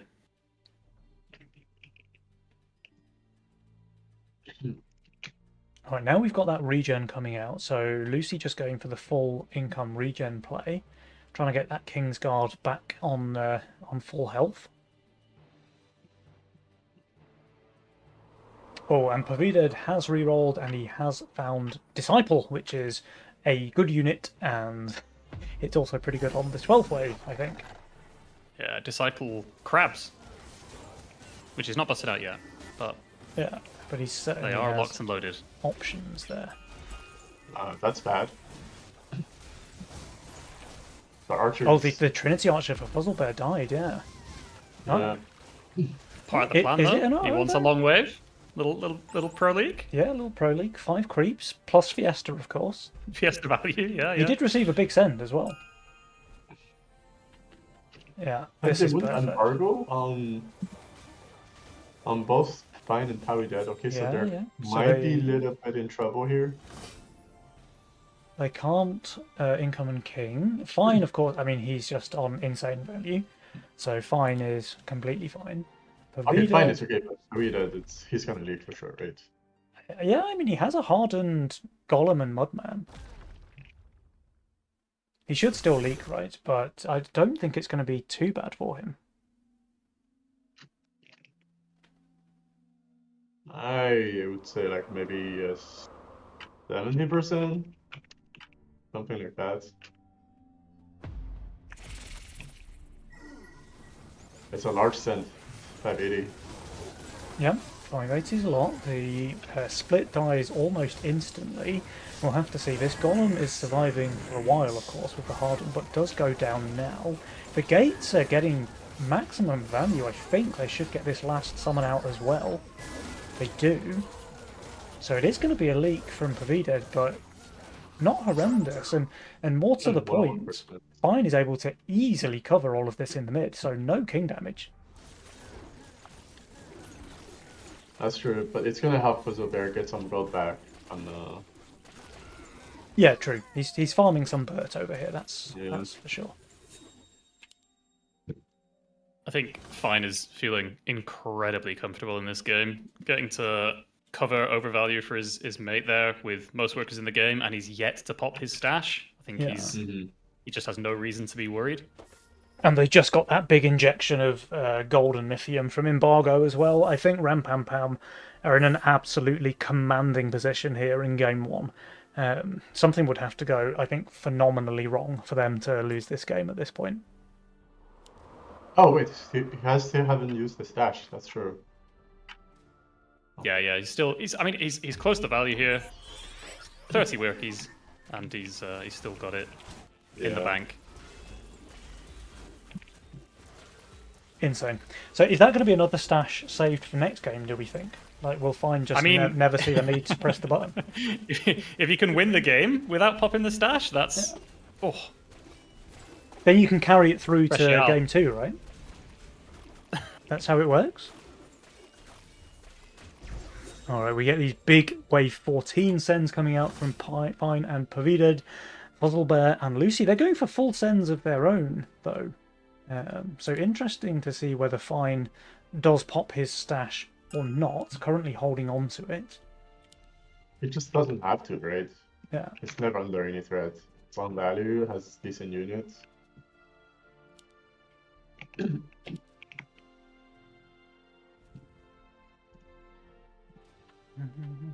Yeah, they're just getting to choose how they want to play out the game, forcing the sends here themselves whilst being in no real threat, it feels like. Yeah, but these sends Huge on send the side of Rampampam are enormous. So we've got 860 there for Fuzzlebear, 820 for Lucy, and it looks like Lucy's just getting absolutely overwhelmed. Likewise with Fuzzlebear, his catapult's already dying. That is 108% leak for him. Lucy, though, doing really quite well. She's going to kill the pack leader, or no, she's not actually going to leak both at low HP. So that's a matching 108% leak from her. With Kingsguard, though, can they survive this? They should Surely. survive, right? But Kingsguard. they're going to be very low. There's no king attack upgrade, only spells, but it looks like Yeah. they're living. Does take a long time to chew through that, either Yeah. without the attack, but But they went for full sends of their own, right? And Fine was able to hold and mostly cover as well. So you have to wonder if Dumb and Dumber had just gone for an income king play there instead. Maybe now they'd be in a pretty decent position, but the fact that they went full, barely got anything done from it, took more king damage than they needed to as well.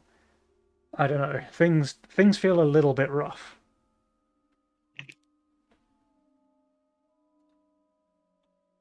Is there an angle where they can send at a wave when it's least expected? I don't see that. no, I think they're pushing hard. To me, looks like they want 16, but Fine is shifting 600 plus gold here. Still has the Yeah. stash, and Yeah. it's just yeah. So it is coming here, and Fine is just simply going to be as much overvalue as he feels like. Yeah, he's going to be on 19 billion value. Yeah. Another question, not sure if the gold from the stash is considered into the power score. I have absolutely no idea. Very Maybe good if question. Drakir is still watching the stream, he could let us know. He can be close to on value without popping it, so maybe Copium alert. He does, feels and like he it's doesn't need gonna to, and He should just spend it though, right? Like, Yeah. let's I not think so. let's not give up 100 gold shutdown for fun. I mean he's spending all his gold, sure, but is he stashing?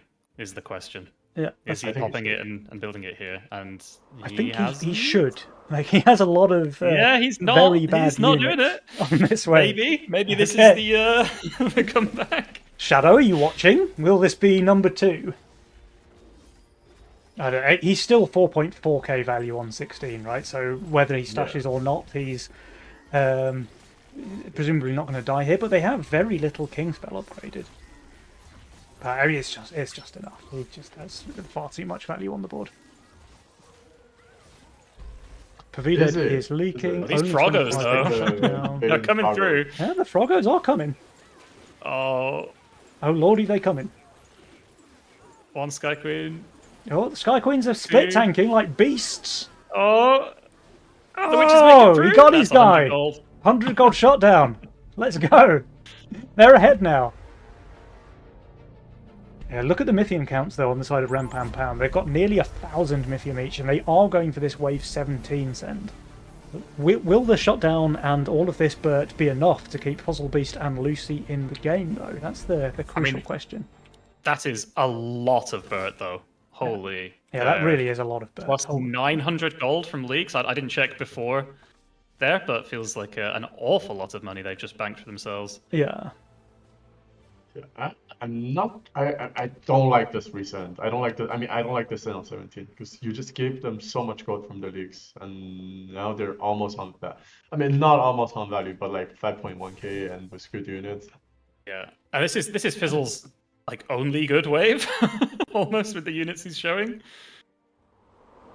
So maybe he's gonna clap this. Yeah, I mean, this is a very, very good build for 17, that's for sure. But the sends are enormous. We've got 1160 for Fuzzlebeast, we've got 1240 for Lucy, with the Bada Bears countering the 3 death caps that Lucy added here. Yeah, Bears going down, healing up the wave extremely nicely. Those gates, once again, getting full value, though, for Lucy. Another bear goes down. I mean, she's doing extremely well. Fuzzlebeast, I mean, These catapults have done some astonishing work. I can't see just... how many. Oh, there was creatures one are hidden! there, but he's done There was fantastic 2 as well. hidden! They were stacked! Ah. There was 3 dragons there. I thought he was just going to kill one and then hold. But they will survive King's this, Guard guys. I think yes. If they survive here, then I think it's a win. Like, well, not a game win, but like a W in terms of.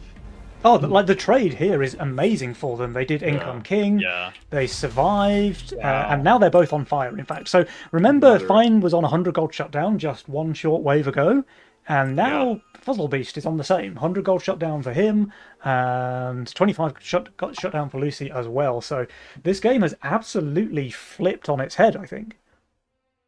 And it all, I hate to say it, kind of comes down to greeding the stash on 16. Feels an awful lot like could have avoided any any risk in this game by just popping, staying overvalued on the only wave you're looking weak for the next couple. I mean, that's exactly what I mean. Like, he just gave away so much free money to the side of Dumb and Dumber, and that money was absolutely what kept them in the game. Like, the 100 gold shutdown, plus all of the leak gold and the pillage gold. Without all of that, they would have been dead for sure. Too greedy. Too greedy. Has he used his stash now, by the way?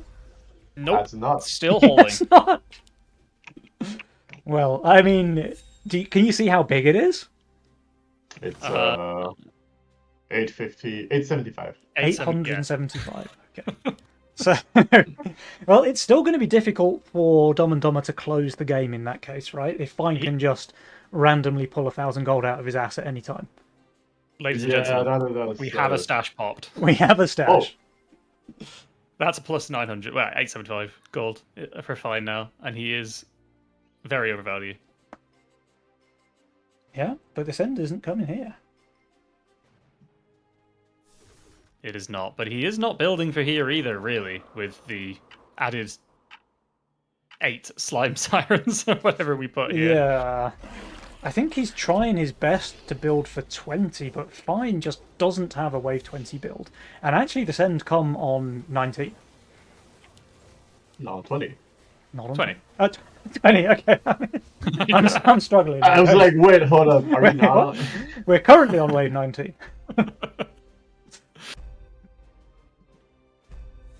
Alright, so both sides full send, and it's quite a lot of Mythium for everybody to contend with. Fine, I mean, he has a lot of slime mothers, so they can certainly stall for a very long time, but in terms of killing the Maccabeus, I think he might struggle. Pavided, meanwhile, I mean, with all of those hardened golems and the disciple circles, I think he's going to do way better than he has any right to when he's like 2,000 undervalue. Fuzzlebeast and Lucy, I mean, Lucy's just holding, right? Fuzzlebeast with the, what is that, 6 Wandering Trebuchets? Doesn't he just one-shot the boss?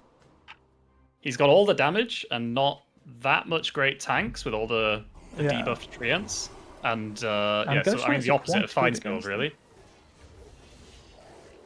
Alright, the Ghost Knights survived for a long time. Those trebuchets now on the boss.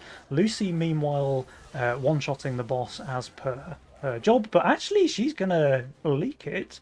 Fuzzlebeast leaking because of that lack of tank value, and Fine. Wait, actually, the Slime Mothers were enough. That's a hold from him. Turns out They value is live here, pretty right? helpful. Do they live? The first boss does 0 king damage. The King's Guard is broken, man! What is Have you this? seen Kingsguard put in this much work? What is happening? Yeah, Kingsguard doing some serious heavy lifting this game. Yeah, for sure. But Fine holding is huge.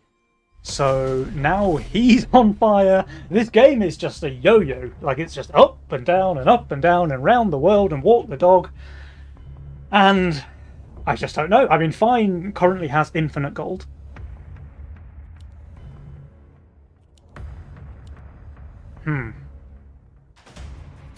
I'm just in uncharted territory now, guys. I don't know which side is going to win this on wave 25 or however far we're going now. I don't know what's going on. Yeah, no.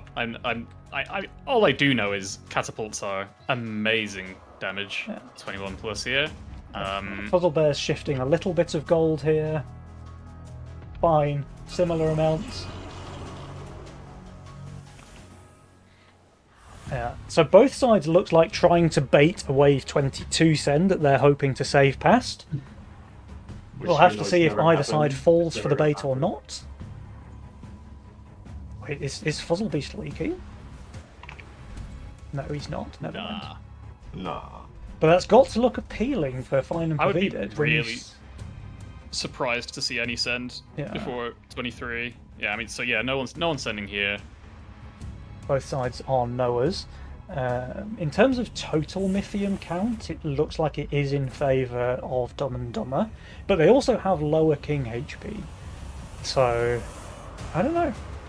How do you guys feel about the Tree of Knowledge, fam, in 21 plus? I mean, it's certainly a decent unit because of the AoE, but especially paired with the single damage, single target DPS unit. Yeah. So, Yeah. I would really like to see him just go all in on tank value with that nearly 2,000 gold that he has, though.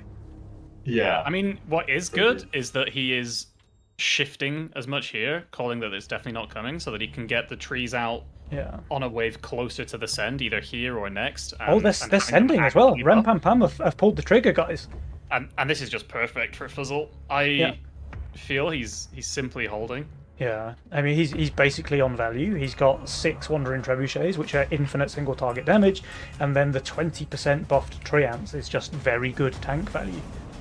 So 1100, or basically 1200 Mythium for Fuzzlebeast, 1500 for FC Lucy, who has already one-shot the Legion King. So has Fuzzlebeast, by the way, with those catapults. Lucy looking extremely good here. Fuzzlebeast, the front line has now collapsed, but the catapults are still clapping the wave. Will it be enough? There's 2 wave creeps left. Can he survive it? He's killed the wave. Meanwhile, Lucy... I mean, Lucy's just holding. Fuzzlebeast, his catapults, I think, can never kill all of these frogs, right? Because they're overkilling by about 1 billion damage. Only 80% leak, but crucially 0 threat to the king. And Lucy just holds. Yeah. Well, now they can save it again, right? Yeah. They can, but Pavida is full dehardened here. And I know he's not the holder, but Fine might struggle to hold 2 waves when Pavida leaks full. But I guess they're holding longer. They don't have to. They don't have to. Yeah. They I can mean, just save. this is such a weird They game can just state. save forever. What is going on? How long has it been since we've seen a wave 25 game in Nova? I don't know. I don't even know what's happening anymore at this point in the game. All right, I don't they think are the going game is for a going wave. past wave 25. They are going for a wave 25 send, Dumb and Dumber. We've got 8 witches from Fuzzlebeast, plus some supporting cast there with Shaman, Pack Mole. Now, Fine and Pavida obviously going for full send as well, but their send is going to be significantly smaller.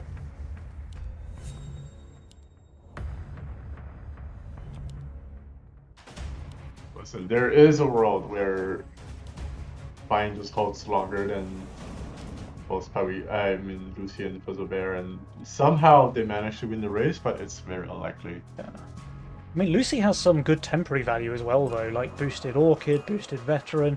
The death caps are notoriously good on wave 21+. Alright, I'm going to keep eyes on Fine and Pavida because the sends they're receiving are so much bigger. We've got basically 2.5k Mythium for both. Pavida does have his full Harden lineup again, but I just don't think it's going to be enough when he's basically 4,000 under the recommended value.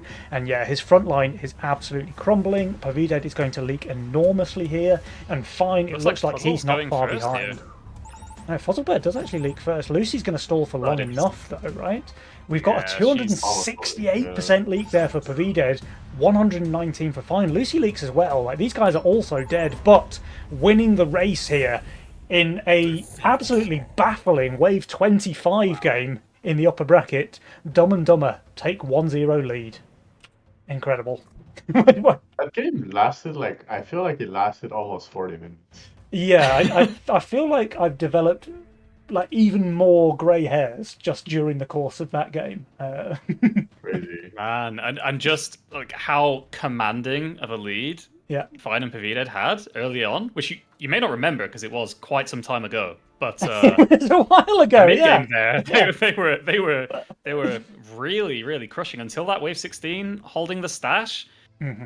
Just feeling safe on value, but with not the right units, and not just going for the pop there, and covering the 900 gold or whatever that Fuzzle and Lucy got, used it to their advantage, held 17, all turned around. Wow. Yeah. And he barely leaked, right? Like, Fine was correct to feel safe on 16. He leaked 2 witches and one of them was nearly dead. Yeah. But yeah, that was 100 gold shot down. That was leak gold. That was a ton of pillage gold as well, because they dropped basically 50% king HP. And all of that gold just made a huge difference to Lucy and Fuzzlebear's hold on 17. Kept them in the game, and ultimately they were able to turn it around for this insane Wave 25 victory, 2.5 thousand Mythium.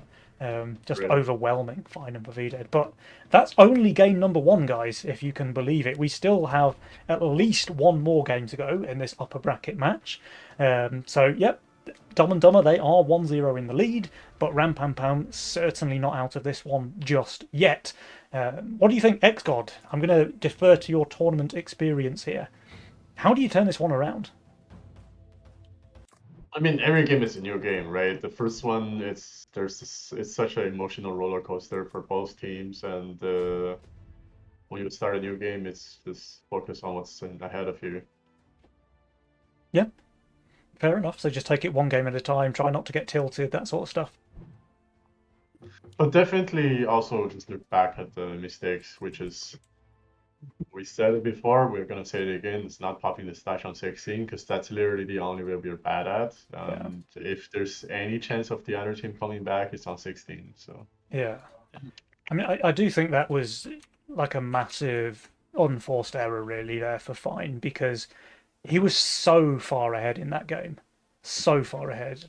Sure, there's potential upside to greeding your stash even more, but why don't you just take what was it, 600 gold already on 16 more?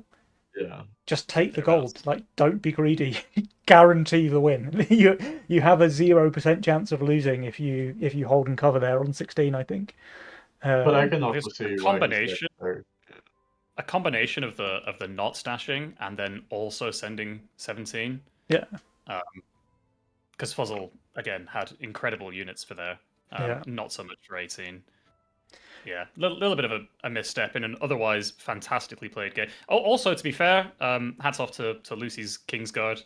Yeah, that Kingsguard was numerous big leaks. Wave 7, if that wasn't, they had 5 or 6 spell ups by that point with Kingsguard that managed to keep them in. That could have been a one shot. The huge leaks on 7. Again on, I want to say 14, was it? They also leaked big, and Kingsguard saved them on 20% HP thereabouts. Yeah. So, yeah, Kingsguard pretty good mastermind, guys. You heard it here first. Do we have some ready players? It looks like we do. So we should be able to hop into game number 2 pretty quickly. Everything to play for. Take the game fresh. And if Fine does pick stash again, I would very much like to see him use it this time. I feel like there's some secret challenge in the high yellow cabal here. Yeah. Who gets the biggest stash in Nova. Absolutely. Well, Fine has picked it again, guys. So, game number 2. Will Fine use his stash before losing the game? Find out here. And Fuzzle, Lucy going for Stash Castle, which is what we saw in the first game of the stream here as well. Used to good effect there, so more Stash gameplay. I feel like there's been a stash in every game so far. I think so. Yeah, but every team has used it in a different combo. We've seen Fuzzle Lucy here preferring Stash Castle. Who did we see with Stash Cartel? Is their opponents in the first series, right? Yep. And then Fine and Pavided enjoying Stash Cash Out. This is what they used last game as well, right? Yeah, it's exactly the same yeah. pairing. So they're confident in their gameplay. They just want to, maybe make that mid to late game a little bit cleaner this time. Yeah, but I mean, to be fair, they played really well up until it's like wave 15, and there's like one mistake. Yeah. So again, no Kingsguard, and not as many, not as much emphasis on upping King early, and they could have been killed on 7, again on 14, again on 17. Yeah, Kingsguard strong. All right, we have got Lucy on her favourite unit there, the Tempest. She uses this extremely well. Fine with the same unit start, but slightly different positioning. I have to think Lucy's positioning is likely to be the best, because she just... Yeah, and look, Fine's Nekomata is dead, whereas Lucy's split tanked perfectly. Again, this just comes down to the fact that she... I mean, you can see it with her bright pink Tempest statues lining the lane, right? But she uses... This, it's her favourite unit for a reason. She uses it very, very well. And excited to see how she plays this one around, especially because she has very good pairings to go with it. She's got that Phoenix, she's got the Sea Dragon. Even Seraphim can be pretty good with the Leviathan buff. Mm-hmm.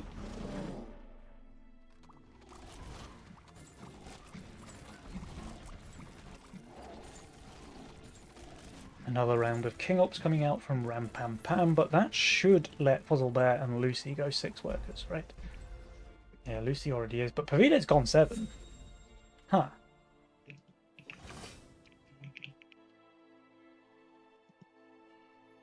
Feels very quite brave. greedy. That is really But greedy. I think it's gonna be fine because of this and this unit. Yeah, Gargoyle and Whirlybird are both broken, that's true. Will Fuzzlebear ever add the second snail? It looks like no. Especially if he just doesn't send for... Yeah, if it's just a snail, then it's a hold, I think. Or like a very small leak. So very, very greedy, but I think it's gonna pay off. Yeah. Fine does receive a full send, but he should be completely fine with a... What is that, a 3-stat Nekomata? It is. Pavidad. No, he's holding. Whirlybird and Gargoyle, too good. Preferred to get sent the second snail here and accept a very tiny leak, if anything, rather than getting sent on 4, because he doesn't have fantastic options for that. Oh, but I mean, well, I say that. I said that last game. Whirlybird on 4 is just... it's still better than pretty typing good. would suggest. Yeah. But Pavida's going to be able to afford the casket. Yeah, there we go. We saw how well this performed in one of the earlier games today as well, just like shredding wave 4. It is going to waste a cast or 2 on only half the wave, though. That's Copium. true. I think the Whirlybird's going to absolutely smash anyway. It'll be fine. Yeah, I mean, he was 1 mission away from getting a brute here, which is probably not a problem because of this unit, but... Yeah. The double tank then might honestly be better, because it just keeps this thing away from the casket for so long. It's 2 casts Yeah, that's wasted. another cast dismissed. Oh, Yeah. okay, that's not ideal. No, it's not going to get a 4th cast. So that will be a leak there for Pavided. Still not terrible though, honestly. But it is a and double meanwhile- leak.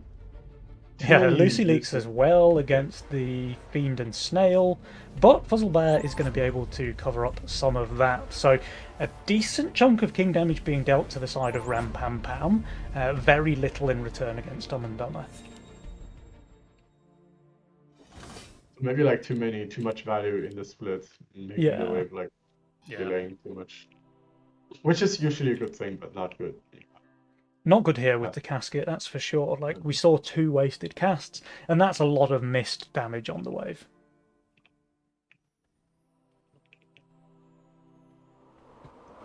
Alright, everyone is stockpiling their bricks now on 5. I could certainly see wave 6 looking promising, but 7 as well, against pretty much everyone apart from Pavidad.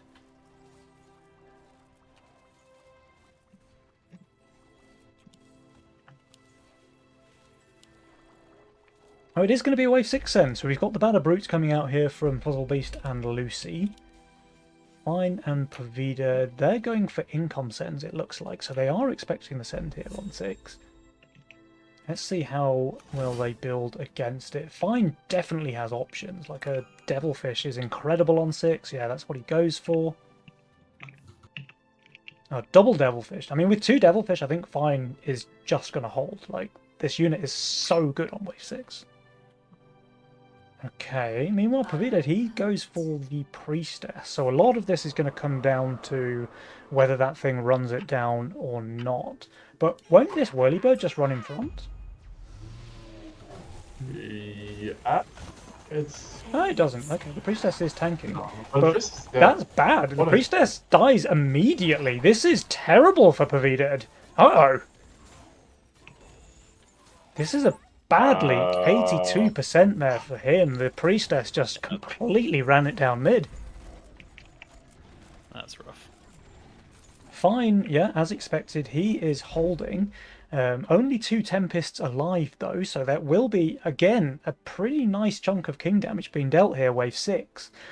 Meanwhile, Lucy, she is holding, but making for a very, very long wave, which is, I think, that doesn't really favour them, because everyone's even in terms of worker count. But this king damage definitely does favour them. Yeah. And And you are it's going to not see some resends here. It's quite a lot of damage, especially like those brutes on wave 6. Yeah. Okay, Batter Brute resend. They won't get double Brute, though. They don't quite have the worker count for that. No, but if this Pota just like something... I mean, on this wave, nah, it's gonna be fine, but still, it's a bit concerning, the lack of damage. It's not going to tank anything here, though, right? If it doesn't sell this, yeah.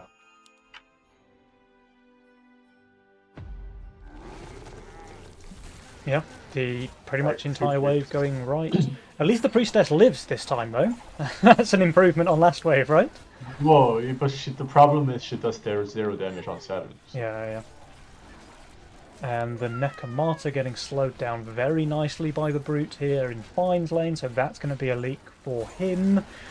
Brute reaching the Priestess. Fuzzlebear does leak to the Dino, though. Oh, but the Brute going down here. Wait, this Priestess.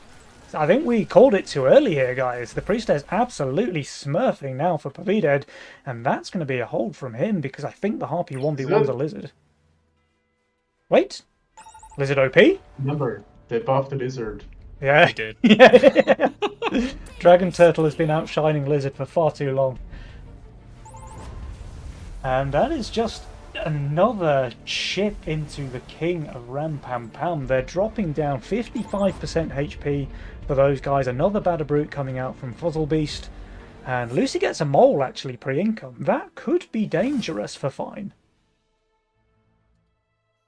Especially if he doesn't build for this wave. Maybe he thinks their send is coming on 9. Yeah, that is the problem you contend with when you have a board that looks terrible on an upcoming wave, right? Like, Yeah. There's nothing right now for 9. Yeah, He is actually bad. building the... No, that's bad. He does get another Tempest, but yeah, this is... If Lucy gets this Brute Making a lot out of now to push the mole to safety, this is going to be terrible. She doesn't get the Brute. Okay, it's only a Oh, but the mole goes right anyway, so it's going to live The forever. mole, it's gonna, yeah, exactly. It's never dying. Yeah. Well, this is just devastating for Fine. Like, his Tempests are effectively doing 0 damage. He can never kill the mole, right? It's just impossible. Okay. 86% leak for Fine. So surely Pavided covers, right? Right? Pavided? He holds. Okay. I mean, Rem Pam Pam, it looks like they're dying to 1,000 cuts here in game number 2. Dumb and Dumber looking remarkably stronger here than they were in the previous game. At this point, it should be said. Like, Dumb and Dumber looked very good around the wave 25 mark last game. But around wave 8, they were kind of struggling. Being ahead, though, just means you can throw. True.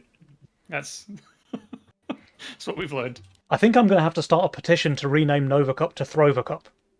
Who's with me? I'm there. Alright, more income sends coming out. Fuzzlebear, the only player to stockpile bricks here on 9. And I can certainly see why, because Pavided looks pretty weak on 10, although value can be a pretty good counter to that.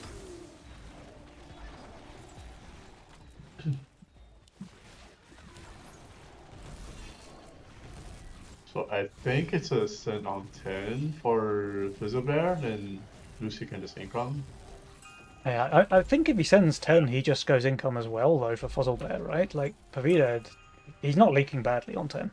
I mean, if he gets 200... okay, it does. Okay. He just auto-sends, yeah, that's completely understandable, honestly, given... I was gonna say, if he gets 200 free income, you can send double imps, then add a brute, then that's probably gonna be okay enough-ish. Yeah, I can see it. Okay, I didn't see this unit. No, he's just placed it now, so... Okay. But wait, isn't this positioning bad? Because... No, because I think the gun has like 200 more range, right? So the Priestess should always tank like this. I feel like something weird's gonna happen on later wave. Not this wave, but like later waves. Yeah. We'll see. Yeah, if we keep that high split. Yeah, this range, split looks the like a gun really getting tapped nice onto is a real bridge risk. towards the gun right now, so we'll have to see if that gets Yeah. addressed. But for now, at least, it's completely fine.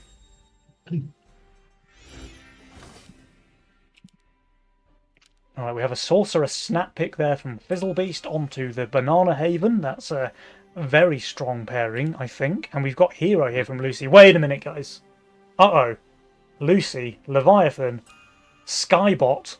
The Pulsebot is not flying, right? But when it's upgraded, it is. So this is going to be a Hero, Leviathan, Skybot circle. I just want to say, right now, this combo is absolutely broken. The unit is already strong, and when you pair it with a Leviathan and Hero as well, that is some disgusting late game power, I think. Yeah, for sure. Plus she has Castle, so Lucy definitely has the income to make that build come together as well. Yeah, she was already economically in the lead coming into Wave 11, and now with yet another income send and the castle coming in, I think she's very comfortable. Yeah. I think Lucy can basically build nothing but Skybots for the rest of the game and be completely fine.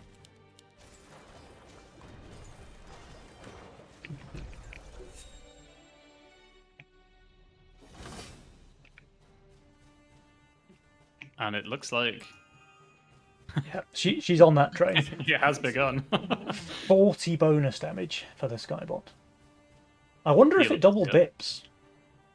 Like because the EMP is spell damage, right? So I wonder if it's getting the bonus damage and then the spell is being amped as well. Imagine so. All right, we're gonna watch. We're gonna click this little guy and we're gonna look at the purple numbers. She is also shifting 150 here, and with Fizzle's value being so low, I expect They're kind of the dating. Rampam are coming 13. Yeah. It's impossible to tell. The purple numbers are just it's different every time it attacks, basically. Yeah.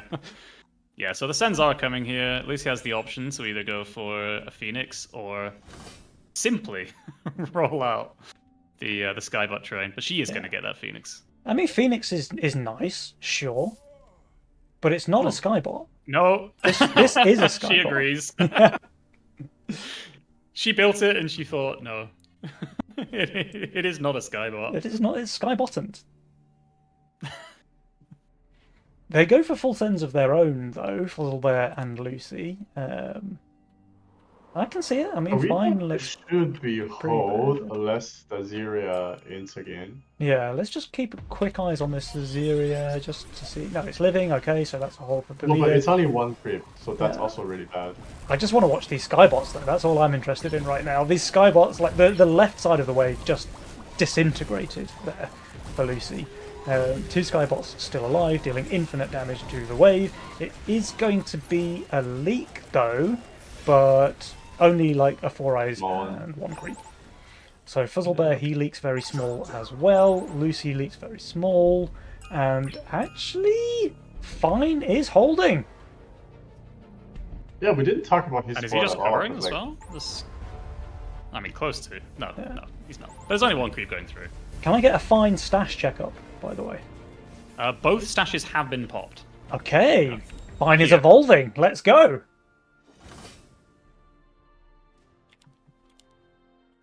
But Lucy still has the highest income by far. I mean, like 400 income almost. Compared to 3 something. Fine is shifting a little bit of gold here.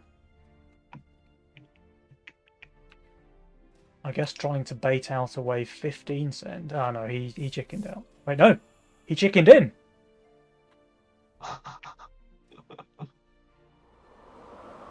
Right, I love that big shift here from Fine, actually. Oh no, he's chickened out again. He's unsure. Okay, he goes halfway, you know? Yeah, but he's showing overvalue. I actually really liked the play there where he was just going to shift 700 gold and try and bait a 15 cent. Because then, obviously, with like a Hades, he would have been incredibly strong. And, yeah, but it didn't pan out. Very easily have leaked with Hades and no good tank value here to no send, though, if he stays 2 under. Yeah, but who dares wins, you know? True.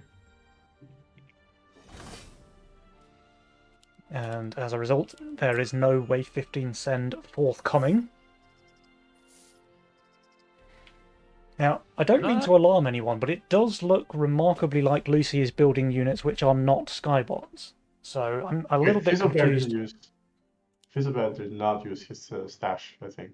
Oh. Yeah, I was just about to say, I thought I saw both highlighted on 13. Either it's a visual bug or I'm blind. Very possible. I think he still has it. Let me check again. I will see if the value changes this wave. With his value being so under here, I guess. Wait, actually, hold on. I can hover over. Yeah, he has not used his stash. Okay, Fuzzlebeast still has stash available. That's extremely exciting. At 223 right now.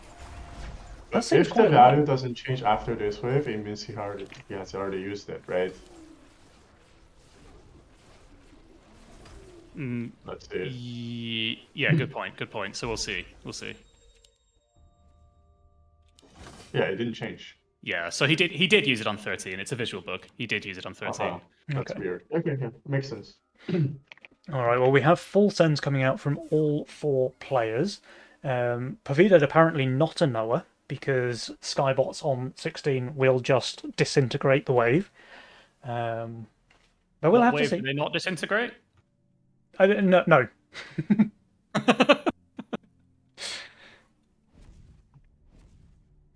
Though Lucy has quite a lot of value in the split.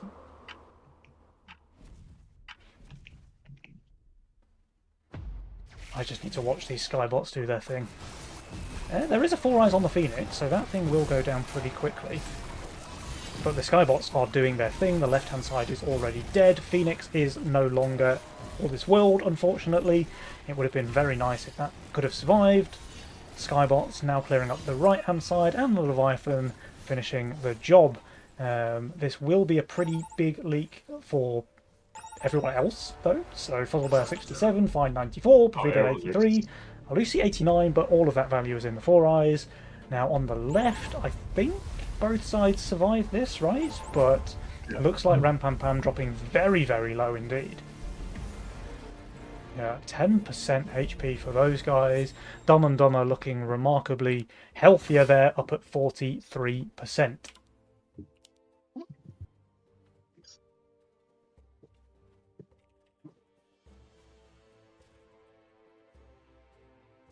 The next end is 19.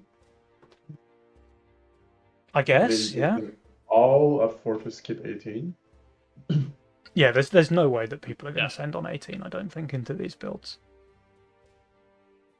But the players are honestly looking pretty good on 19 as well. Like, Leviathan Skybot is just an insane late game combo. Like, it doesn't really have weak ways, to be honest. Maybe 18. But if he gets sent, I don't know, like a bunch of Krakens or a Ghost Knight, and the Skybot just never hits the wave, then yeah.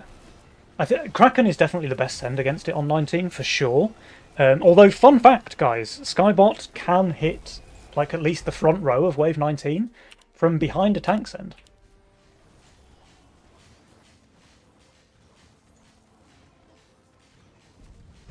Yeah, so everyone is holding their nerve. Nobody sends Mythium here on 18. I do just want to see Lucy build even more Skybots. She's unfortunately building things which are not Skybots. But it does look like everyone's building for 19 as well. So we're getting some Giga Breakers here from Fine, a bunch of Leviathan Tempest Circles as well, and of course the Vulcan Cannons here from Pavided. So everyone's read the game correctly, it seems. Lucy and Fuzzlebear do have a lot more workers, so their Mythium counts should be quite a bit more impressive. Did see another catapult built for Fine here, which I'm not sure was the best use of gold. That's unfortunate. Does also have 1.5k wrapped up in Devilfish, which is an awful lot of Devilfish for sending on 19. A lot of Devilfish. May struggle on the tank value here. Alright, well here comes the sends, guys. We've got triple Siege Ram from Lucy, we've got double from Fuzzlebeast, and actually a save here from Rampampam. Wow. Okay. I did not expect that. Yeah, that's kind of wild, honestly, to see them save here. Well, I guess we're about to find out if that was a lethal mistake on their part. Because, I mean, their builds are really good here. Like, Fine with the Leviathan Tempest Circle and a lot of, like, Oathbreaker tank value as well. Pavided, very good tank value, very good DPS. But they're both 1200 undervalue, and the sends they're receiving look really good to me as well, so I don't know. These Trebuchets going to snack on the Rams though, right? True. They're the tech for that. I mean, they are deleting the Rams really quickly. Maybe the Trebuchet was pretty biss after all. My game just crashed, so you guys gonna update me on what's happening. Okay, well, Xcod, let me tell you what's happening. It looks like Fine is leaking 77%, and Pavila is leaking 63%, and the game is over here on Wave 19, so Dumb and Dumber 2-0 in the upper bracket match. They have secured their place in tomorrow's semi-final, while Rampampam are going to be forced into the last chance match. I don't know if we have discovered their opponent yet, though. Let me quickly check here. So on the other side of the bracket, it was Isolde and Chuvis up against Pakistan RQS and the fake one. And actually, guys, it looks like we have got the results in from that side as well. So Smiley Face, Chuvis and Isolde, they did win their match up against 90 HP looters. So the last chance match has been decided. That will be a showdown between Smiley Face and Rampampam. So a rerun of that first series which we jumped into halfway. We'll have to see if Smiley Face can change the tides from the way things went the first time around. Although that in itself was a 2-1, right? So it was quite a close series already. Yeah, interesting matchup. What do you think about the games so far, guys? I think for me the standard of play seemed really high there in the winners match. I think we had some dodgy decisions, especially in the first games of the day, and certainly a questionable stash hold from Fine in game number one. But I do feel like the both teams played very, very well in the series that we've just seen, and I'm sure the last chance match, everyone's going to pull out all of the stops as well. So I'm looking forward to seeing that. Um, but I'm interested to see what you guys think about the current meta, Stash in particular. How are you enjoying it so far? Been really, really interesting games, and I was very keen to see how Stash would be used in these tournament games. And it, from a spectator standpoint, it does add another element of mind gaming, right? Which is always entertaining to watch and try and put together the puzzle of what the players are thinking and how they're going to use Stash. Mm-hmm. It gives the opportunity for some misplays, but as with anything with a mind gaming or a skill component, right? So Yeah. very interesting. Certainly a very entertaining mastermind options, especially in tournament settings for the viewers. Yeah, like if you can just pull out 300, 400, 500 gold on a crucial wave and turn around what is potentially a lost game, then I think the potential upside to that mastermind is absolutely enormous when used correctly. And also some exciting moments for the viewers when used incorrectly, or in Fine's case, when not used at all. So I think from like a tournament perspective, it's definitely entertaining. It's going to create some exciting moments for us and the viewers, and I find that pretty interesting. So, guys, go ahead. I was just going to say, it's really interesting seeing. Obviously, there's no consensus of the best pairings yet either, because every team we've seen use Stash has used it in different pairings, but they've used it consistently. So we've seen Fuzzle and Lucy repeatedly use Stash Castle. We've seen other teams pair Stash 2 games in a row with Cartel or with Cash Out. So yeah, it's interesting to see how the teams are theory crafting the pairings with Stash and for what's sure. going to start to become meta. Yeah, definitely. I completely agree with that. Okay, guys, so we are going to have another little break now before we hop into that last chance match. And once again, it's my absolute pleasure to leave you guys with 4 Eyes on 5. If any of you missed it the first time around, you are in for an absolute treat. So enjoy the show, guys, and we will be right back with that last chance match. Don't go anywhere.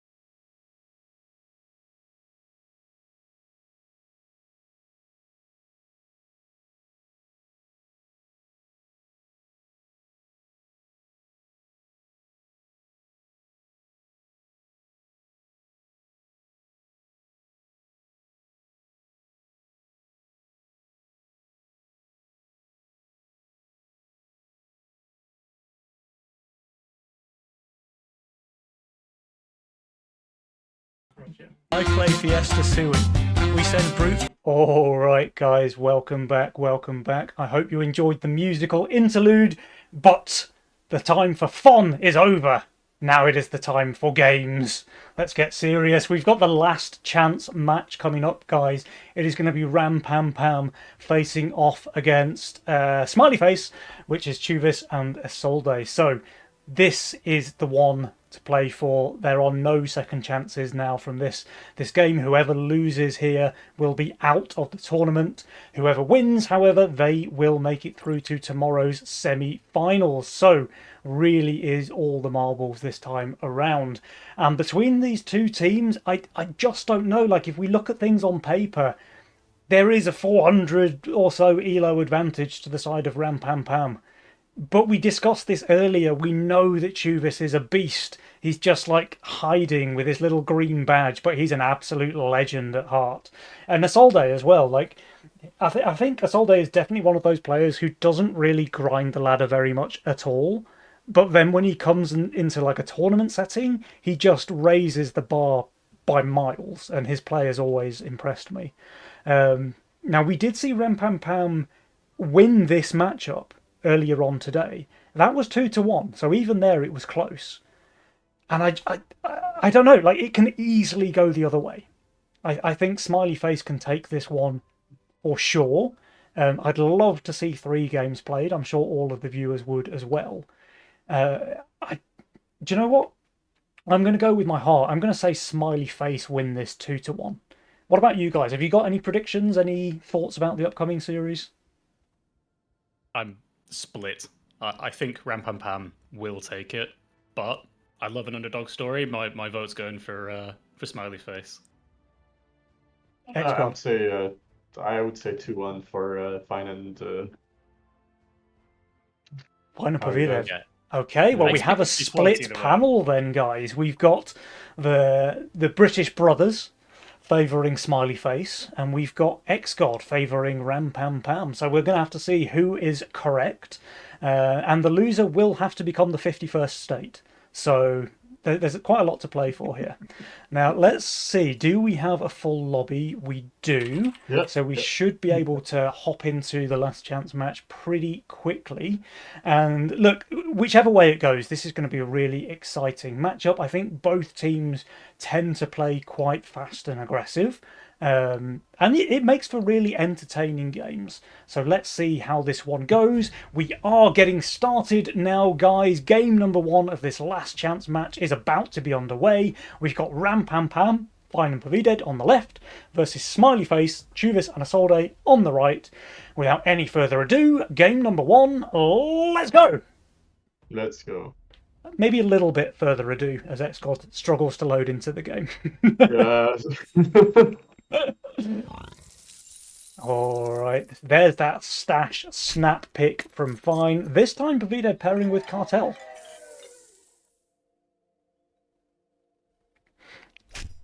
And a very classic pairing of Fiesta and Cartel there for Chuvis and Isolde.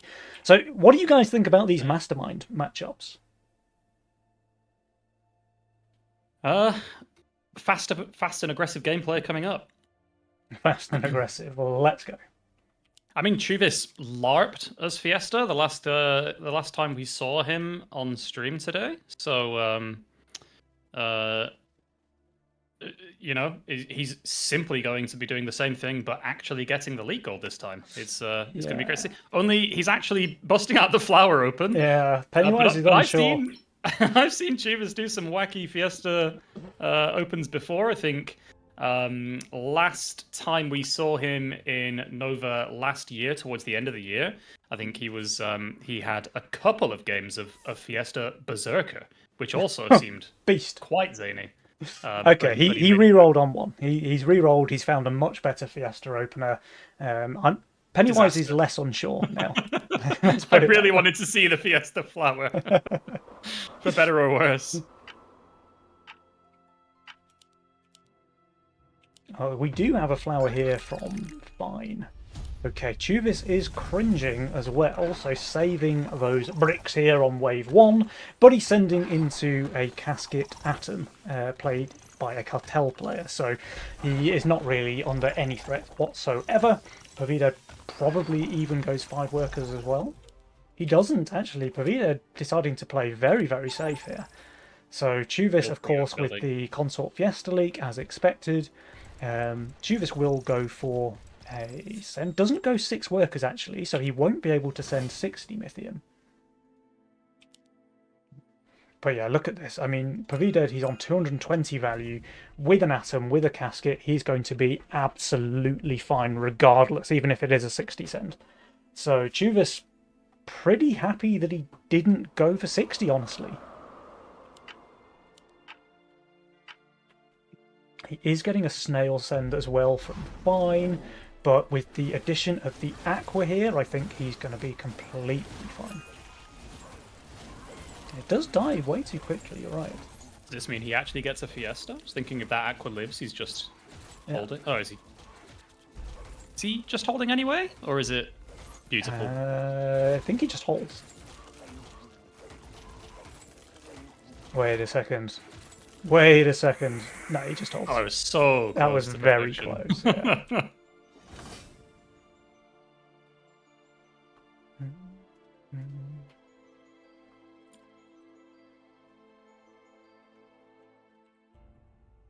Should be a leak here, however.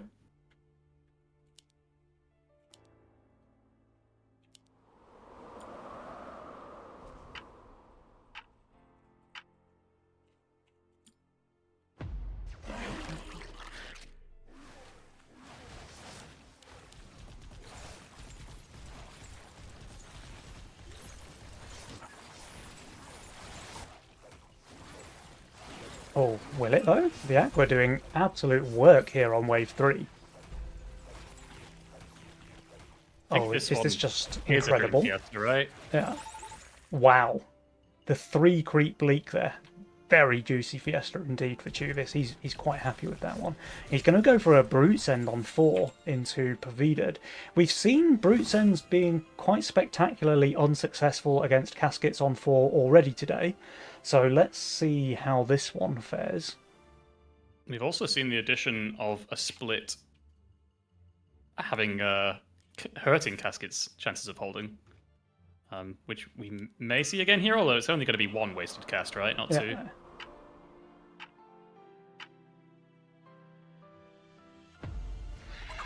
Alright, only income for the other lanes, so let's focus on Pavida and see how well he performs. Yeah, there's the wasted cast.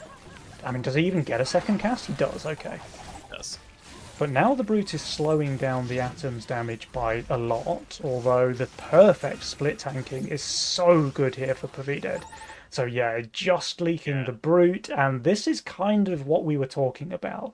When you go for the early game Power Mercenary sends, you need to be getting more work done than just only leaking the Brute and dealing 0 king damage, you know? Otherwise it's not worth the loss of income. You can quite easily start to tail off. That's kind of what we saw happen with Chuvis in the previous series between these two teams. So I'd like to see him kind of shake things up a little bit and maybe play, I don't know, just play more high octane, go for income, go for hyper scaling, especially with your Fiesta, that sort of thing.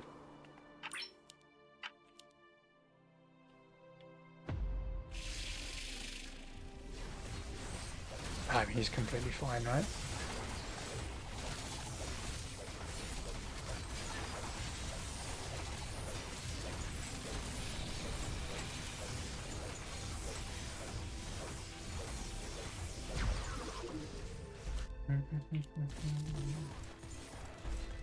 Sorry, I've just had a note to say that XGod's having technical issues, by the way, so he's going to be rejoining us as soon as he can. Meanwhile, we've just got more income sends coming out from all the players. Fine adding the Mother of Slimes, so he's pretty good for the next couple of waves. Yeah, I guess calling it wrong with the fast and aggressive prediction here, because it looks like we're transitioning into a bit of handshake gaming after the failed couple of power mercs.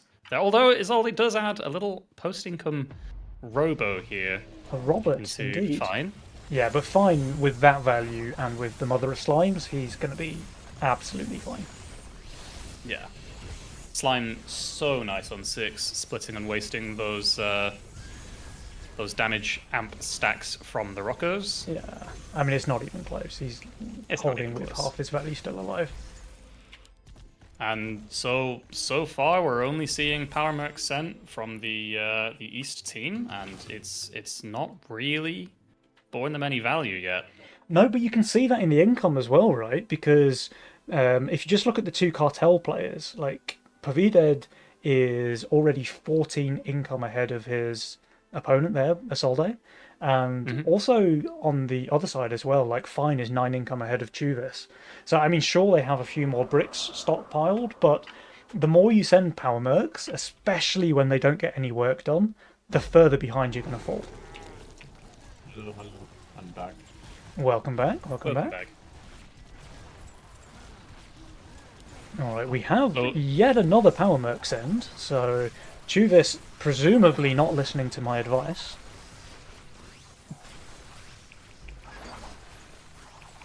Yeah, we've seen this mole be pretty deadly. Well, we might get a pro leak here from Isolde, which would be really nice while they're saving their bricks. And that is an absolute juicer. Leaking just 4 small slimes is perfect for him. That gives Chuvis time to send a brute with his mole.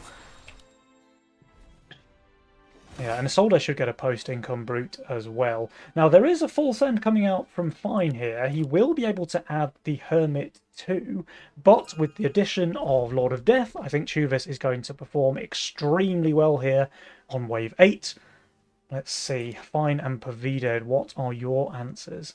Now, Fine, I think he's going to really struggle here. It's a shame that Isolde couldn't afford the Hermit as well, because that would have been crushing. But Brute Mole is very good against what Fine has, and I think against Pavided as well. Yeah, the Casket spell is not hitting any of the wave creeps. And there's a second one wasted before the mole goes down, so not a single spell cast onto the wave.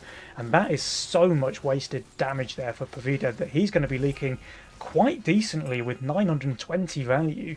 But Fine, meanwhile, he's doing extremely well. Chuvis does leak to the 200 send.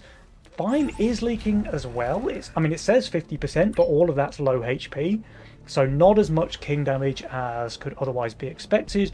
Meanwhile, though, it looks like a pretty full cover there from Isolde. So, First Blood does go the way of Smiley Face, with Rampampam dropping down to around 70% king HP here on wave 8. We're seeing another Copium resend. Okay. Yeah, with a Hermit into Fine's board here. I mean, it could very well work. Yeah, I mean, Fine has actually pushed pretty hard here. Fine has pushed the worker button. That is kind of bad, especially if he adds these units. Yeah. Should be said, by the way, Fine popped his stash last wave and still leaked obviously the small low HP 50%, but it was a leak nonetheless with the stash being popped. So he no longer has that in the bank. Wait, so why there's only a Hermit and not the full send? I do not know. Yeah, that's an interesting one. Unless he thinks the Hermit is just enough on its own, and then he can resend on 10, perhaps. Oh, no one expects the resend. Yeah, I mean, it looks like the Hermit's getting it done. Isolde does leak gives him a nice long wave. Yeah? Okay, I mean, what is going on? That's interesting. Maybe Isolde is just a knower, guys. You know, who are we to judge? Mere mortals. That's it. He's queued up a Mimic on 10. Yeah. And there's just income from all of the other players. So Mimic with a Lizard, the natural pairing. We'll have to see how well. I mean, the this Mimic one is does. looking very juicy into Yeah, here. that Mimic is going to feed. He should get a Brute to go with it if that's what he wants to do. Ooh, and that's not going to be enough of an answer here. Yeah, I mean, Fine looks extremely weak on wave 10. So, I think a bit of an interesting play there from Isolde to go for the Hermit into save 100 Mythium. But it looks like it's going to work. Oh, He is did his mimic switch going to back get one into shot? his It Scallywag. is. That's unfortunate aggro there Wow. for Soldo. Okay. I was gonna say whether it's intentional or not, that pyramid on 9 was really worked out really well. Yeah. And then the wave 10 and the mimic got sniped instantly. Yeah, that's extremely unfortunate. Like, basically, his entire 260 Mythium Sen got deleted, right? So, sure, Fine leaked, but I'm not entirely sure that Fine wouldn't have just leaked to no send.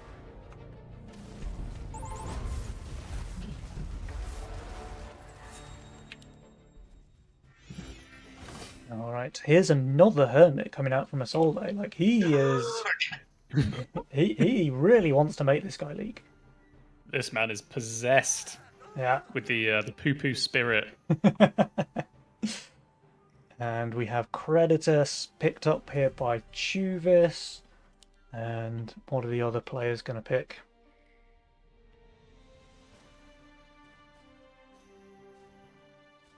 They're keeping me guessing. I don't know about you guys. I'm looking at these boards thinking, yeah, oh, I could see them starting to save now and look for a big 13 send, but no, we're never stopping the resend train. Never surrender. Alright, well, Fine is the only player receiving a full send, so let's see how he does against this 200 Mythium resend. He is on value and he has some decent units. And now the Shadow Dancer Is pocket. is very nice. Both Slime Mothers have hit full mana as well, so that's infinite value from there. And On this Fire Aqua is just smarting. Yeah. Isolde leaks 33% to the Cannoneer, meanwhile, and the Fire Elemental is just doing despicable things here in Fine's lane. He's going to mean, that Hermit, it's going to get through. It is going to get through. Just. Hey, it's king damage. I don't think this Atom's going to full cover. Oh, there's two. Nobody expects the hidden Atom. Look at that. Insane king damage. Absolutely chonking them here on wave 11. Take every little bit of dirt we can get. Okay. And we had the pole pick there from Isolde, so sticking that onto his Vulcan cannon. But it was a double embargo, though, for both members of Ram Pam Pam. So they are representing the biggest threat in the game right now. They're about to get that big gold and Mythium injection on 13, and I wonder, do they want to send 13 or not? Because Chuvis with his Creditor can be very, very strong on 13 if he wants to, despite the fact that he looks quite weak right now. I think it's more gonna be 14. Yeah. I mean, that's even better for Chuvis, right? If he does decide to greed once more on 13. But I think Isolde and Chuvis decided to just auto here. Okay, that makes sense. Since they're coming.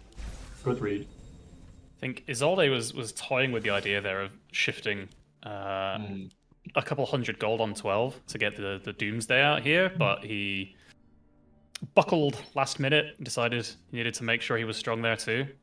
But the problem is if Chuvis does not shift here, which he shouldn't, he's gonna be overvalued. Yeah. Yeah. And I guess with the auto send and seeing that Isolde is weak here, he should not greed. He should be going. It looks like he's greeding. Oh, it looks a bit like he's greeding. Okay, never mind. Never mind. He's plus 30. Let's go. And he hardens. Okay. He reads it. Beast. And he's got 3 Daphnes to one-shot the Kraken as well. I mean, he's ignoring the Kraken right now, but eventually he'll one-shot it. I mean, ignoring it's even better. Like, the Hades can just absolutely clean up on the wave. That is a DPS Kraken right there. That's a DPS Kraken. That's an easy hold there for Chuvis. Isolde leaks 113% meanwhile, but yeah, Chuvis still has all of his range damage alive. He's even going to be able to kill a couple of Roccos, I think. Yeah. And the pack? I mean, that's a full cover in my book. I think Smiley Face very happy with the way things panned out there on wave 13. That was the embargo play as well from Ram Pam Pam, remember? So their Legion spell has been used now, while Isolde, the only player not taking an economic spell, the only player to still have a lasting impact there with the pulverized Vulcan cannon. Yeah, for sure. They've got to be happy with that one. And it looks like they can fairly easily go 16 here if they want to skip next. I mean, Chuvis looking very strong, 15 himself. Izoldi not so much, but he is on value here. So why is Fine and Pavidat so far ahead in power score after that 13? I guess the eco boost of having sent with their embargo and being so ahead in workers for the 2 ways prior. Yeah, I don't know. Does it? Well, they have a worker lead, they have an income lead, they have a value lead, I think, because they shifted quite a lot of gold here. So I think they are just ahead, right? Yeah, Chuvis didn't get to fully. Yeah, Chuvis couldn't credit her on 13. Got plenty of value out of it.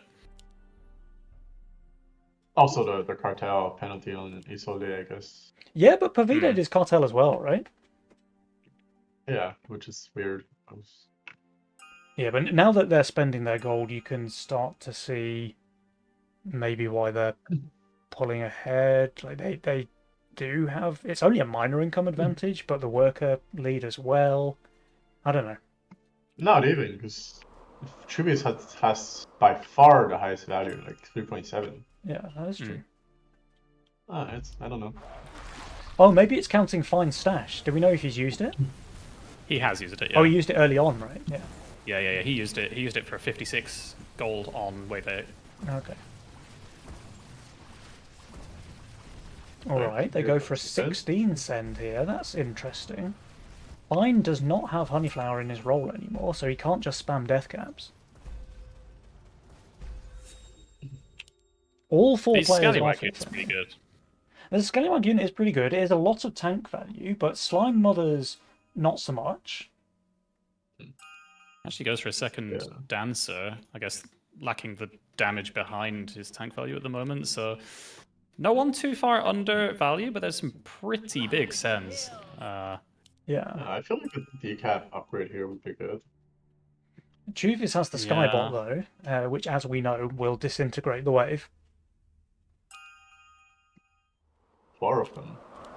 Not a lot of spell up on the side of Rampam Pam, so they really need to not be leaking too hard here. Yeah. Well, pretty big sends all around. We've got 780, 740, 880, 800. Let's see, who will do the best? I mean, the Skybots are doing what the Skybots do. All of the melee sends already dead now in Chuvis' lane, but he will be leaking, though. Meanwhile, Solday, I mean, he's 900 undervalue. Surely he can't hold. Pavidat, 117% leak. All of it quite low HP, though. Fine. I mean, he's just holding. Like, it's not even close. He has 1,000 value left alive. So Chuvis and Isolde, they've got quite a few creeps marching towards their king. They do have a nearly fully upgraded spell, so they won't be dying here, but it's a lot of damage. It really is. And a lot of gold as well. A lot of gold, yeah. Meanwhile, Pavidad's leak, the fact that it was all low HP means they take very little king damage here. That's a really good trade for Rampam Pam. And yeah, now they've got 100 gold shutdown on Fine, 25 on Pavidad. Jules gives them a 73% chance to win. And yeah, I think things are looking really good now for Rampam Pam. All they have to do is not screw up and not send on 19. And the game should end there. Yeah.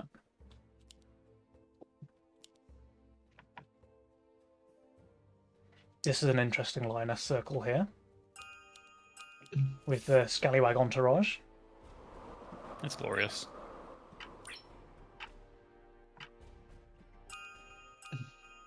So, East team looking to bait the 18 send here with both shifting 900 gold. Whilst Rampam Pam showed their... Rampam Pam are taking the bait. Okay. Well, I guess we're about to find out whether or not Smiley Face are masturbators or not. Step 1. Bait the opponent's send. Step 2. Hold. But step 2, I think, is very much in question.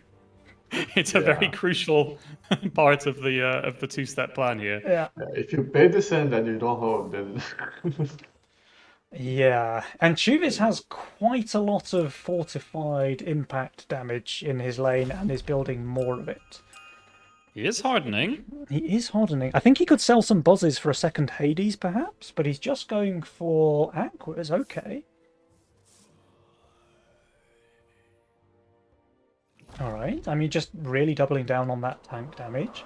And the Aquas can snipe backline sends like Shaman as well. My Right. goodness, it's a lot of scallywags in his oldies lane. It really is. There's a lot of Mythium in his oldest lane as well, though. There's 1,000 for Chuvis, there's 1,100 for Isolde. Will either player be able to hold here? Pulverizer, very high value spell on 18 as well. When it stun locks one of those creeps, that is a ton of added value. But it's still going to be a big leak there for Isolde. That is 107% for him. Chuvis is doing much, much better, but it's not going to be enough. That's a 71% leak there, and that is game one in favour of Rampampam. Very well played. Played. I mean, it was a nice try. It was a good. They did force bait send the 18. That was part of their plan. They did harden. They fully expected it. Just didn't quite have the builds, I guess, to pull it off against that amount of Mythium. Yeah, I mean, it was a nice play. They were behind. They knew they were behind. They knew they had to take a risk, and they did. And look, the two-step plan was a pretty good plan, honestly. It just didn't quite work out for them. But Chuvis was pretty close to holding, you know? Like, if Fine had pushed 2 less workers or so, then Chuvis would have been able to hold and presumably keep them alive. And then things would have been looking really interesting, I think, in terms of their counter send on like 20 or so. I think Rampampam were always planning to send 18 actually, regardless of baiting with negative value or not. Vida did push 40 workers after that 16 send, so looks like it was just an unfortunate counter plan. What were you thinking, Scott? I was saying they could also go for a reset on 19 if their 18 didn't work, because they just look really bad on 19 anyways. Yeah. Especially when Chuvis is fully hardened on 18, right? So he loses a lot of that tank value for a reset 19. Yeah, I mean, they were in a rough spot, so they had to try and make something work. They did try. I feel like 19 was the intended wave, but when they saw they were like 1,000 under, they just go for 18. Yeah. Fair enough. Well, we're going to have to see whether or not Smiley Face can turn things around in the next game, because if they don't, they will be out of the tournament. That was a Stash Cartel, right? Yes. Yeah. Okay, so Rampampam cannot use those masterminds again. We'll have to see what they go for here in game number 2, and will we get a Stash run back from Smiley Face?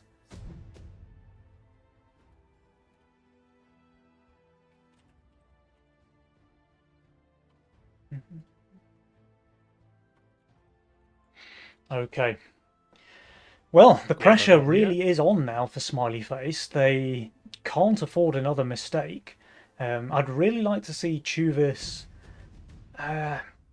just don't go for the copium send so much in the early game. Like if you want to go for a full send, that's all well and good, but you can't do it with 60 Mythium or 100 Mythium, you know? You need to go for the double, the triple brutes and stuff like that to try and get something done, especially against a player of Pavido's caliber.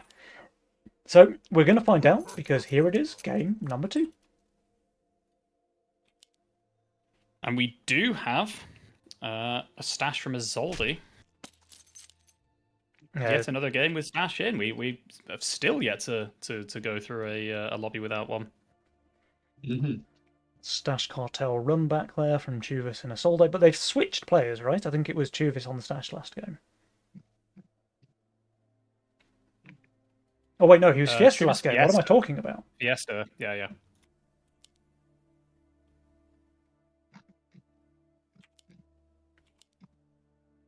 Alright, Chuvis going for a build that we saw work not quite so well in his first series. Yeah, there's some weird stuff going on. I think it was like a rat here, and like.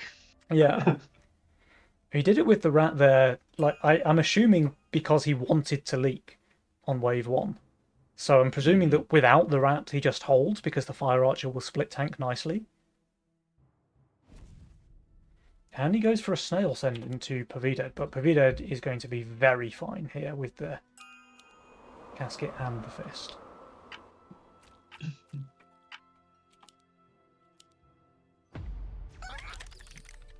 And Chuvis does receive a snail, so when I was saying that his build was going to hold here, that was without factoring in Ascend. So I don't know how well he's going to do, but when the Fire Archer tanks so nicely, I mean, does it even just hold with the snail as well? No, right? I don't think so, no. The pierce damage is too much.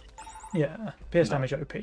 So 50% leak, but that's with a snail, right? So I think with no send it would have been an easy hold. No send, it's a hold, yeah. But... Yeah. Yeah. So already kind of like an unfortunate start with your cartel, and you definitely don't want that to happen. I don't think he minds, honestly. Like, he's on 6 workers, so the long wave is kind of good for him, and you really don't lose that much gold. It's only -6, right? True.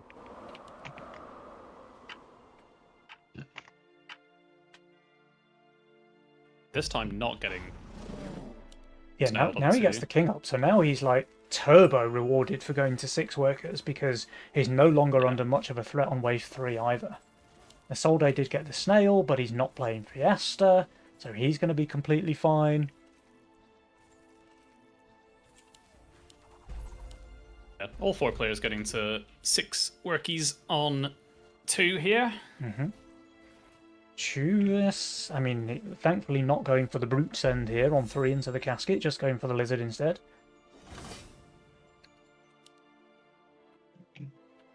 And yeah, all 4 players really just trying to scale their income so far, it seems.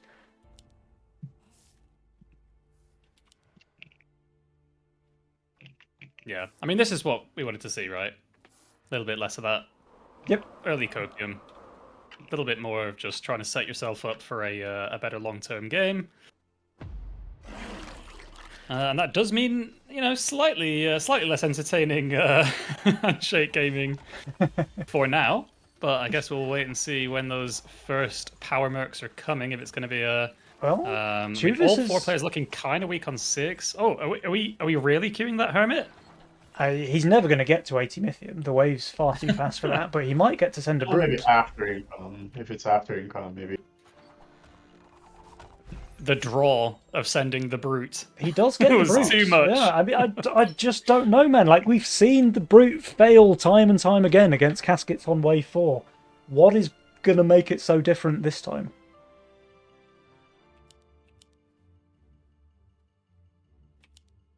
What's the quote about the definition of insanity? Trying the same thing over and over and expecting a different result. I mean, if Pavita... Okay. It's just... No, it's the easiest hold of his life.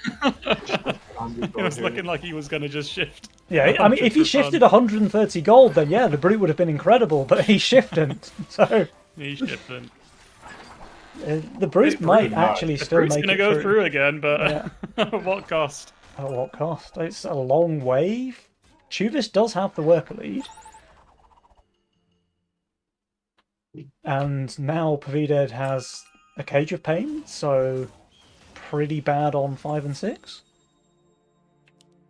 But yeah, Chuvis is receiving a massive send. Fine gets the Hermit out, Pavided gets the Brute and the Rowboat out, so Isolde could be in some real trouble here.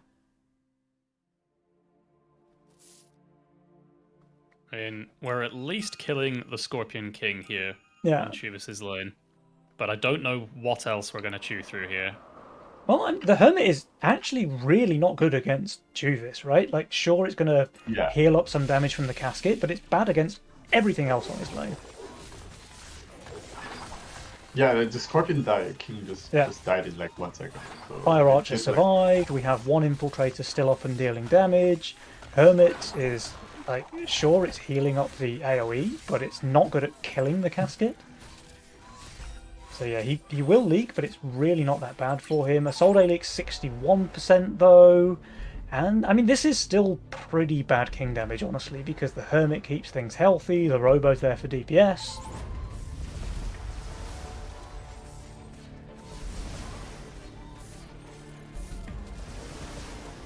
That's a big old chunk of king damage. Yeah, it did more damage than expected. It's almost 40%. Yeah, that really is, like, insane king damage this early on. Jules very happy with Rampampam now, actually, giving them a 61% chance to take this, and we're only on wave 6. Honestly, I'd give them maybe even more than 60% at this point. Yeah. Although I'd never really rule out a stash player, because I think just the ability there to cash it out at the crucial moment can really turn things around. But if he's going to leak to a DT on 6, then maybe I'm going to change my mind. While being 20 overvalue. To DT and income and king. Yeah. And it's not going to be small either. Like, he's leaking 50% here. That's a yikes. That is a yikes from me. So Chuvis does hold, he's going to be able to cover as well, but 50% while being 20 overvalue for Isolde, and all he received was DT King up. I don't know, man. Okay, here's that Copium Brute once again from Chuvis. I mean, Pavito does already overvalue, and he got a ton of gold, and he has a Cage of Pain on 7. Like, all these brutes are on Pavito's good waves. Like, I don't know if there's like a... Well, he's trying to game him, right? So he's thinking, surely Pavito is going to push because he's so strong on wave 7. And then Pavito just says, nah, I think I'll stay on value, actually, thank you very much. I mean, it's still a double brute, but I think with those units and that value, Pavito is going to be more than okay here. Yeah, this unit are tanking perfectly. Yeah. And the Pole Spot does the villain debuff on the wave, and then the Casket deals bonus damage with its spell, and they split perfectly. Yeah. Sorry. And he's going to be a small. He is going to leak, yeah, but it's not enough. Again, it's 2 brews and a bunch of like flops, so like who cares? Yeah, and 0 king damage, more importantly. Yeah. Like these power mercenary sends, they just end up hurting your economy more than they do your opponent if you don't get any damage done. Do you see a pack from Isolde here? Yeah, pack is good, pack is good.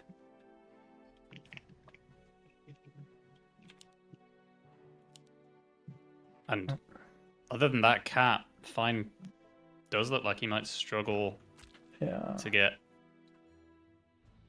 He has the Sky Queen here for damage, but the Sky Queen needs time to ramp, and I think the pack leader can just do a ton of damage before it ever gets a chance to spin up to maximum speed. He can only add a Robo, though. He didn't quite reach Brute here.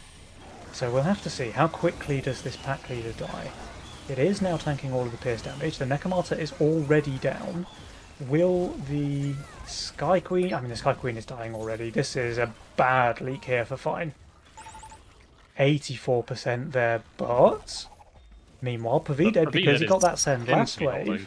Yeah, easily... I mean, he only received the Fiend. Some of this. Yeah. Crucially, though, his Casket did die, so I think he's not going to be able to cover nearly as much as he would have liked. And there will at least be some king damage dealt here, because Rampampam were looking absolutely unassailable until now. Yeah. This is what Smiley Face needed to... It's like first step of getting back to the game. Yeah. Kind of. But they just need to do this like a couple times, like a couple more times. Yeah, for sure. Fine now playing very safe. Pavudad, he actually has the worker lead. Although Chuvis is matching it, so never mind. Yeah, that's a disgusting combo, of course. We saw Lucy play that to great effect in the earlier game, but now it's Pavudad's turn with the Leviathan Skybot combo. So he's going to be an absolute menace in the late game if he gets the chance to go that long. Yeah, but true is it's at the same. They have the same income, was fine, but the problem is his cartel. So after the wave Yeah. 10, he's gonna drop very, very far behind. Yeah. Yeah, that's really not ideal for the side of Smiley Face. That plus obviously the fact that they have just lost a ton of King HP already, and they're behind in King Ops as well. So Ram Pam Pam, Yeah. they just have a much stronger king. It's way harder to kill them. And another round of income. This time though, Ram Pam Pam do decide to save, so they can start to pose a real threat. And if I look at these builds, well, I mean, Isolde should, by right, be good on 12, but we've all seen how broken that wave can be. Yeah. Especially do we when you know have it amped up with an aggressive spell like Overwork. Yeah, for sure. Do we know if Isolde has used the stash already, or he hasn't? I don't think so, right? He has not used it. He's still pumping that stash up. 111 gold in there right now. Absolute beast. Well, that's kind of what I mean, right? You can never really rule out a stash player. So, Fine and Pavided, they are piling on the pressure now. If Isolde reads that right and breaks the stash on the correct wave, this could easily turn the game around. What happened here? Pavided leaked to a dino. 45%. So, I mean, I guess this unit and this unit and this unit are all really bad on 10. Okay, they go for the wave 11 send. So let's keep eyes on Isolde now. Is he going to break that stash?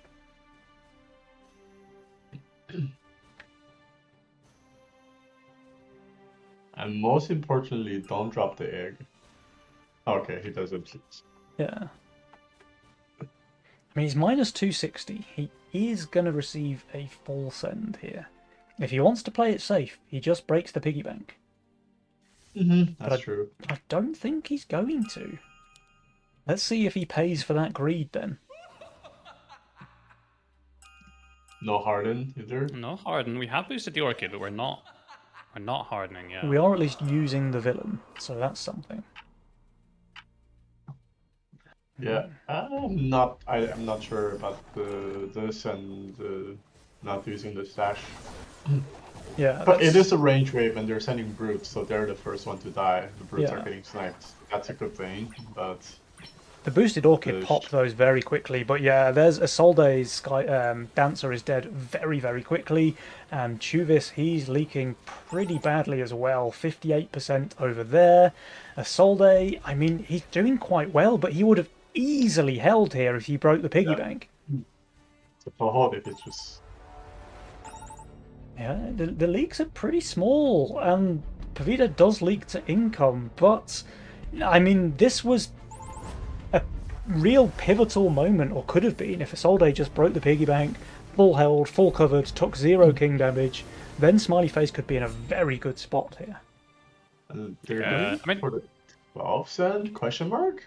Interesting, interesting. I mean, Pavida looks phenomenal on wave 12, so this is another one of those where Question Chuvis mark? is trying to, like, you know, mind game his opponent. I'm very confused. Yeah.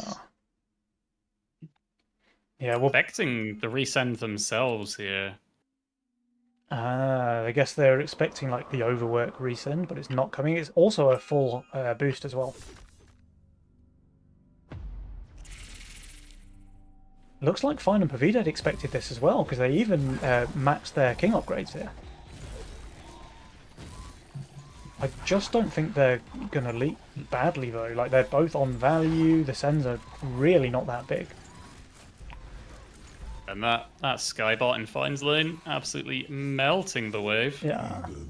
Looks like an easy hold or close to. It's just a hold, right? It's just a hold, yeah. The Sky Queen can It's just a 1v1 the hold. Hermit easily. It's It's a weird. hold for I mean, Pavida as well. Oh, that's a Unless- real rough Uh-oh. rough call there. Yeah. Ram Pam Pam perfectly read the situation. Yeah, I mean, it's worth a shot, but Ram Pam Pam, they both played it safe, and now they've been giga rewarded. Isolde does still have that stash, though, right? He does. Yeah. Is he going to use it before dying? That's the question.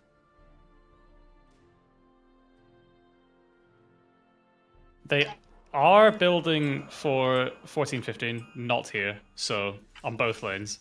But they're still Another boosting. boost. That's another minus. Yeah, that's 29, 23 gold he's never going to see again, and 20 from the previous wave as well.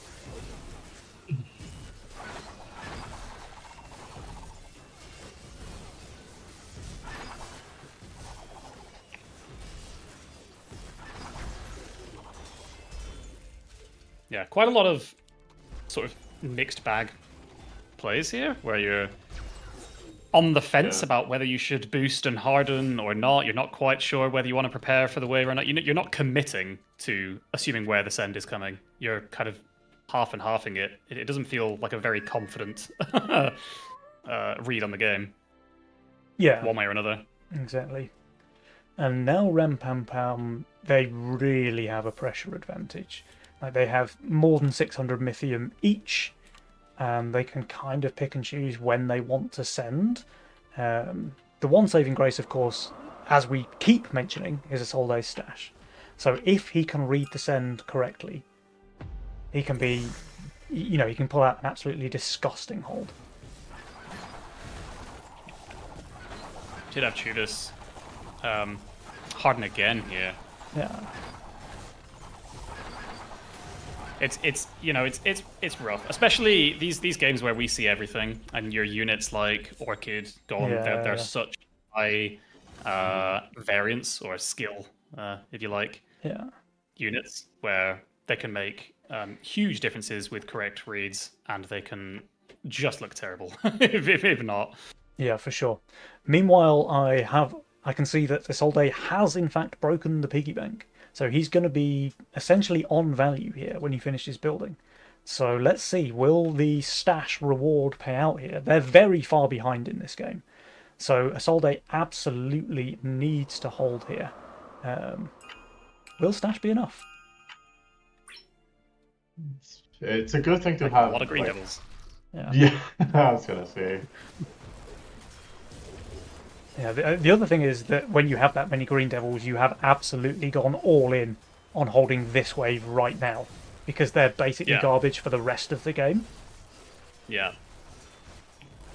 That coiler it helps you hold perfectly split tanking as well as dealing damage. That's lovely. It does look like he's holding. Meanwhile, Chuvas leaks 99%. They did send full themselves, by the way, and they are leaking their guys. So that's a 42% on Pavided, 75 on Fine with a shutdown to boot. Wait a minute. And Isolde, fully held, has a decent amount of value alive as well, with the villain Shadow Dancer still popping, and the healers to keep it healthy. This is a really good wave here for Smiley Face. Just calling out a little bit of style points from Fine Send of the perfectly symmetrical double ram, double hermit, double brute in Chivas. Okay. I mean, that was exactly fantastic. What Isolde needed with his stash pop. Perfectly timed, perfectly used. Really came in clutch there. Yeah. And he is now on top of that leaderboard. He's on fire. He's double egging. I don't know about the double egg, because you're not that good on 17. You have roughly 100 green devils in your lane. I guess he's thinking he could really do with some tank value for 18, 19 that isn't green devils. So he's trying to prep ahead there, but Pavided is pushed really hard. Oh, it's a dead egg. Perfect. That's actually really good for him. Nice. He might be question mark pinging this because he's sad, but it's actually amazing for him. Yeah. He gets his tank value. He doesn't have the risk of falling afoul on 17. And Pavided is sending here. Yeah, they're sending. But now Isolde just has his tank value and his pocket full of cash. But just imagine if those eggs didn't pop, he would be... No, don't build another one! What are you doing? I mean, the bait is too strong of seeing that much money in your piggy bank. Yeah, I mean, at least put it in your split or something. Make it a dead egg. Like, I can't. I think it's still okay. I don't know. Can he not shift 130 gold, please? My heart can't take it. He's building an egg and shifting 130 gold. Uh-oh. Ay. He has 10 green devils, man. Yeah, but look, this is 6 imps. They're going to waste their time. True. And it's tanking. What a beast. I take it back. I mean, that egg is actually tanking pretty well. Like... But the villain DK is going down. The villain DK is going down. Chuvis very barely leaks. Alright, never mind. Like, Isolde is just a machine. Like, he had his off-tanking egg, he shifted 130 gold for workies, and he's covering in the mid regardless. Okay, and they are pulling the trigger on the counter send here. Yeah. Yeah, I mean, I can see it. Pavided looks horrendous here on 18. Like, he doesn't have a single good unit. What are you doing another one for? Why is he egging again? Just push 5 workers, man. He's just absolutely getting away with this one, though, right? He's just whiling on these fools. Surely no Drake shame here. Okay, I mean, Pavided, he's 1300 undervalue with bad units. Find 700 under with slightly better units, but still a bit copium. The sends are quite large. We've got just over 1,000 Mythium into both lanes. Pavided has roughly 0 chance of holding here. Fine, I think, can do better, but it still looks like he's getting overwhelmed there. Pavided, Fine, I do okay. Yeah, but Pavided's leaked 126%. Does Fine ever kill one more? He does not. It says 100%, but it's a very small leak, honestly, from Fine. We're the fully upgraded king? Is it ever enough? I feel like this is gonna be a kill shot. Yeah, it is. Wave 18 is insane king damage. And there we have it, Smiley Face. They do even out the series here. So we have a tied 1-1 in the last chance match. It doesn't get more exciting than that. There's everything to play for in the last game of the best of 3. And I just have no idea which way it goes. I'm going to have to stick with my original prediction and say that Smiley Face are going to take this one. But I don't know, man. These two teams seem super closely matched. Yeah, that was a juicer. This is what we all wanted. We all said 2-1, right? And we're getting that. Sorry, Xcode. The hold on 15 was super clutch. If the the stash doesn't help him hold on 15, it's game over. It's entirely just finished. Yeah, for sure, and that's what I mean. Like, the stash just looks really quite game warping almost, you know, because I don't really see another mastermind that gives you that, like, the break button in case of emergency type thing, you know, the plus 500 gold, the holding where you have basically no right to be holding.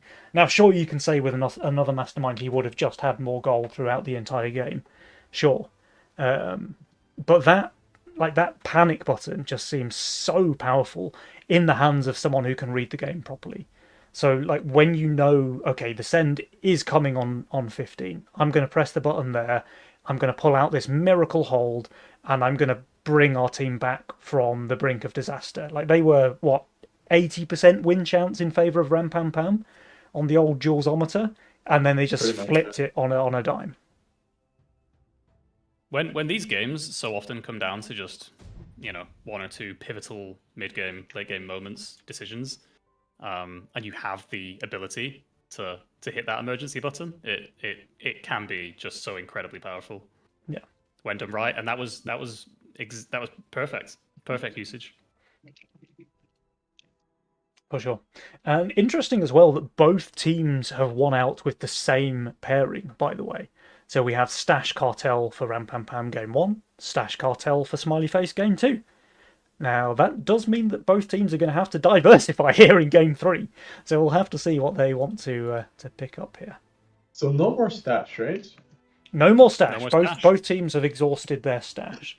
For anyone new to the format, by the way, we do use a conquest format here in Nova Cup, which means once a team has won with a mastermind, they can no longer use that mastermind for the remainder of the series, and that is team specific, not player specific.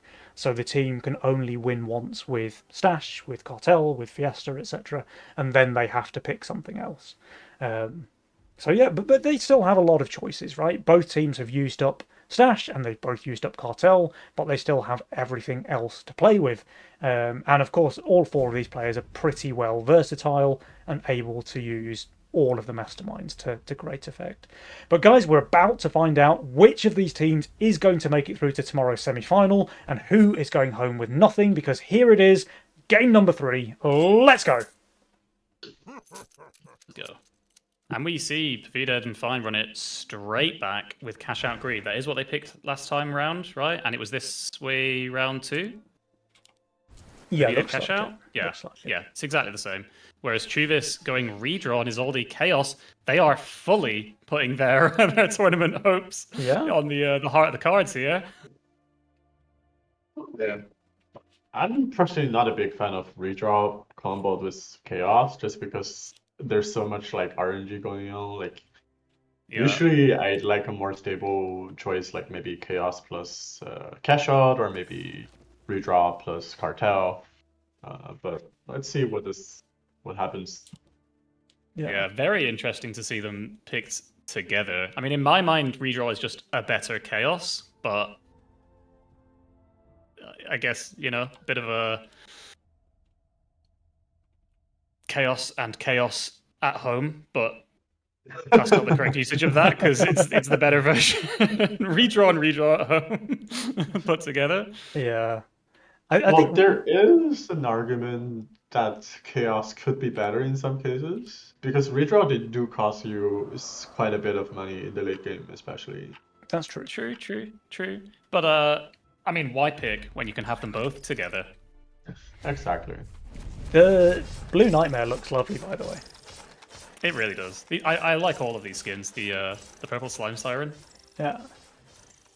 Gorgeous. Big shout out to the devs for bringing us some reskins. They look really nice. I was saying another problem with redraw, it's sometimes it forces you. Well, it doesn't force you, but you're just like kind of diverted into this mindset where you're fishing for a unit when you don't need it. So you're just like clicking the redraw button like 50 times. Yeah. When you don't have to. But you're like, well, it's 1 gold each. What happens, right? And then you just click it 50 times, you don't get a unit. Or maybe you get a unit, but you're like in the hole for like 25 gold. Yeah. Yeah. You can certainly fall into the trap of trying to get that Exodia. Keep rolling for all your combo pieces, and I think it's just a disciplined amount of re-rolling to find exactly what you need when you're reading for sends in the late game can be super powerful. I guess there's a couple of different ways to play it, but now there was a post-income snail here from Fine, so I guess expecting that Chuvis was Fiesta, or maybe just that he would be leakable regardless, but it looks like Chuvis doing extremely well. In fact, a long wave would be good for him here. Yeah, there we go. So we've got a pretty nice work count on all 4 players, but Isolde leading the pack there with 7 on his flower. And Pavida does not quite reach the DT. And he does nice look the seedling for 3, so he's feeling especially safe. Yeah, absolutely skillful Chaos play, of course, coming out. I wonder if he builds 2, maybe feeling a bit scared because the wave was long. He does, yeah.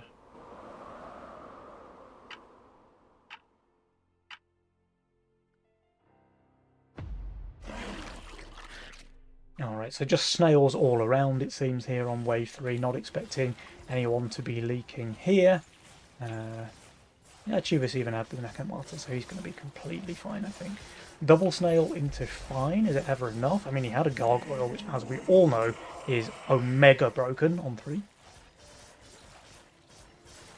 Yeah, Nightmare easily able to clean up the rest, but actually Chuvis does leak. It's only 38% to a double snail, and I think he's fine with that. But now Pavided has taken the worker lead. Yeah, 8 workers on 3. On both. Fine and Pavided, yeah. Oh, But Pavided looking for that Hermit. He Truly never has gets. No, potent.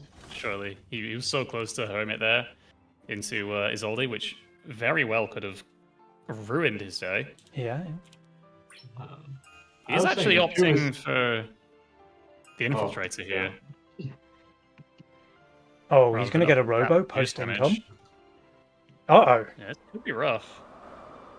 Yeah, Isolde could be in a spot of bother here. Fine received a 60 send as well, and he's very, very low value. Sure, he has a Nightmare, but I don't know if it's that good. Yeah, this is going to be a pretty bad leak with a Nightmare on 4 for Fine. Holy moly, that's a 42% leak there for him. But Isolde looks like he... Does he kill one more? He doesn't, no, so that's 54% for him. Oh, but now Fine has crazy worker lead. 9 workers over there. Polski Gorom indeed. Honestly, that wasn't as bad as I was thinking it might be for Isolde. Yeah. He was did about to much full better. house. Yeah, he didn't do too bad at all. And Chuvis managing to clear up. And here comes that Hermit from Fine. Chuvis... oh, okay, he has a Harbinger on 5. Well, that's pretty good. It also doesn't really care about a Hermit. It could be problematic if the maiden dies, then because. And I he think then it will, looks like right? Yeah, it's a hermit. I think it all comes down to whether or not the Nakamata tanks the split when it comes back around from the match. Because the Harbinger needs to get, like, 2+ summons out, right? Yeah, if it's And the one Nakamata summon, does tank. And the unless. Oh! I thought the mask did live, but it livn't. A frame perfect kill on that. But this will be a leak. It will be a leak, quite a bad one actually. Yeah. One more. Yeah, Fine leaks 24% to the Lizard, but there's the 70% for Chuvis. Meanwhile, though, Isolde easily able to cover here. You still have This is enough value on enough tank value on this board. Yeah.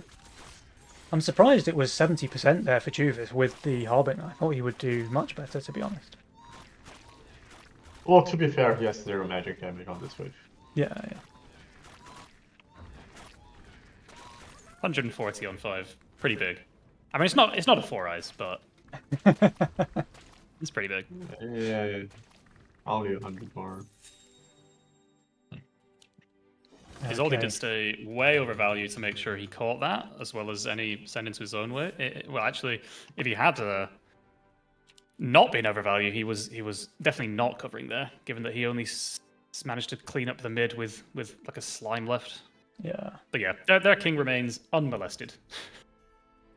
Okay, now there are some full sends coming out here on 6 from the side of Smiley Face. Pavided is pretty much on value, he should do okay, but 5 snails are kryptonite against an elite archer. Meanwhile, though, we've got a very colour coordinated lane here from Fine with the blue skinned nightmares, but now the right side is getting collapsed on. The brute really hurts against the nightmare, like slowing it down so much on the attack speed.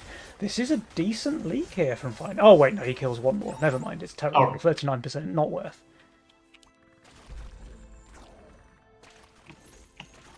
Yeah, if he starts hitting like the 4 HP Rocco, then that would be bad. Yeah. I think Fine is completely happy to leak 1 creep plus the send.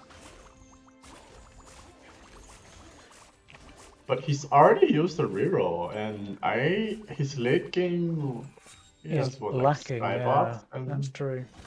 and Yuzura, like that's. Yeah, he doesn't really have any synergy in his role whatsoever, right? Like, I guess Dark Mage, but then we're really clutching at straws. The synergy is going all in on hero Skybots, I guess. Yeah, true. Hero is there. No life And we're steal for doing the nightmares. we're doing the resend again here. Double brute onto Okay. Fine. Alright, let's see. I mean, Double Nightmare, very good at chewing through Wave 7. So let's see how well this does, because the Split's going to die almost instantly. The Brute does go straight onto one of the Nightmares, so that is a big chunk of his DPS that's lost pretty much from the start of the wave. And now likewise on the right side Nightmare, but actually both Nightmares end up split tanking really, really nicely, so absolutely maximising that value. Still a leak, but it's only 44%. And this is another one of those where, is it really worth the loss in income to leak your opponent small, and once again, 0 king damage because their ally is going to be easily able to cover. Also prolongs the wave where Chuvis and Isolde looking a lot weaker on 8 than their opponents. And there are some big sends coming.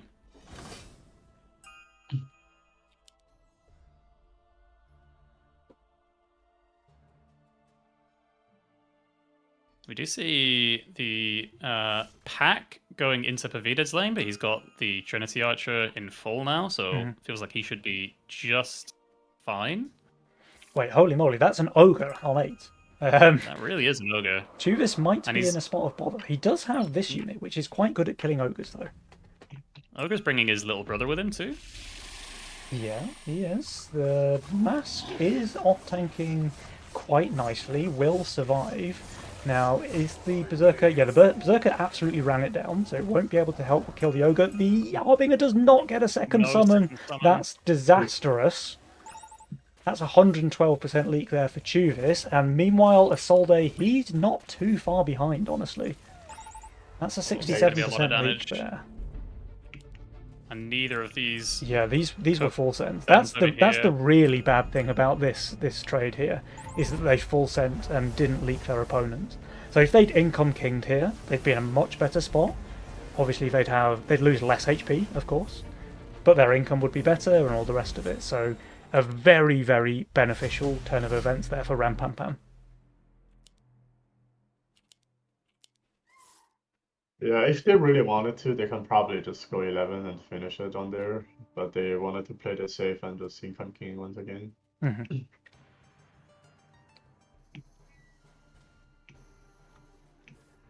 Alright, now we see the players jamming some king upgrades, but honestly a little bit too late. I think if Smiley Face had just gone income king on the previous, they would be in a pretty good spot. But right now, I mean, you can see it in the win probability, right? Jules is very, very happy with Rampampam right now. Yeah.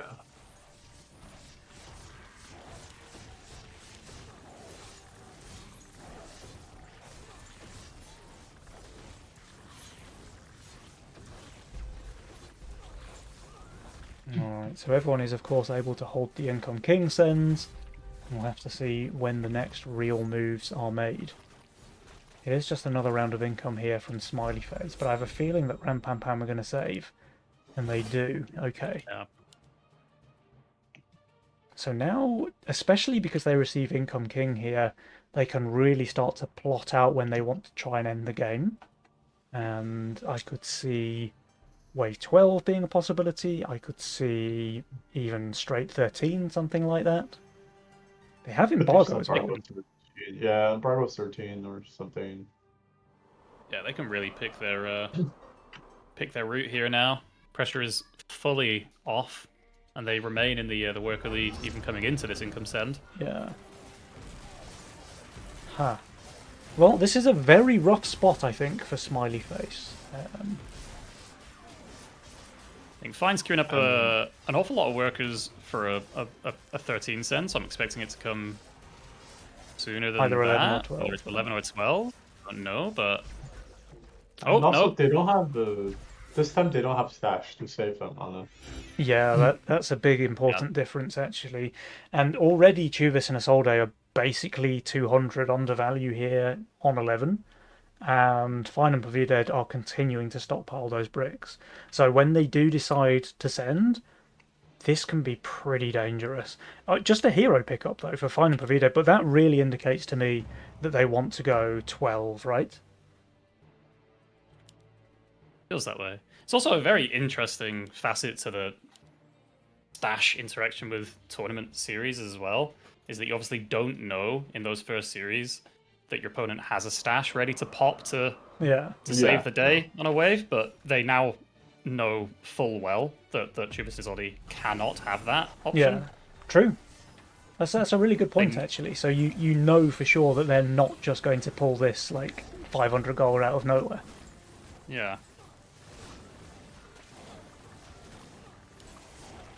All right, will they go for this 12 send? I think because they do.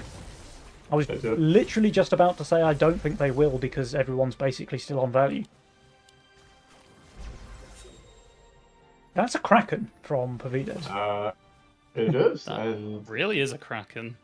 if Isolde doesn't up the split, then the Kraken will run right in here and take all the damage Yeah. or the shuriken from the Orchid.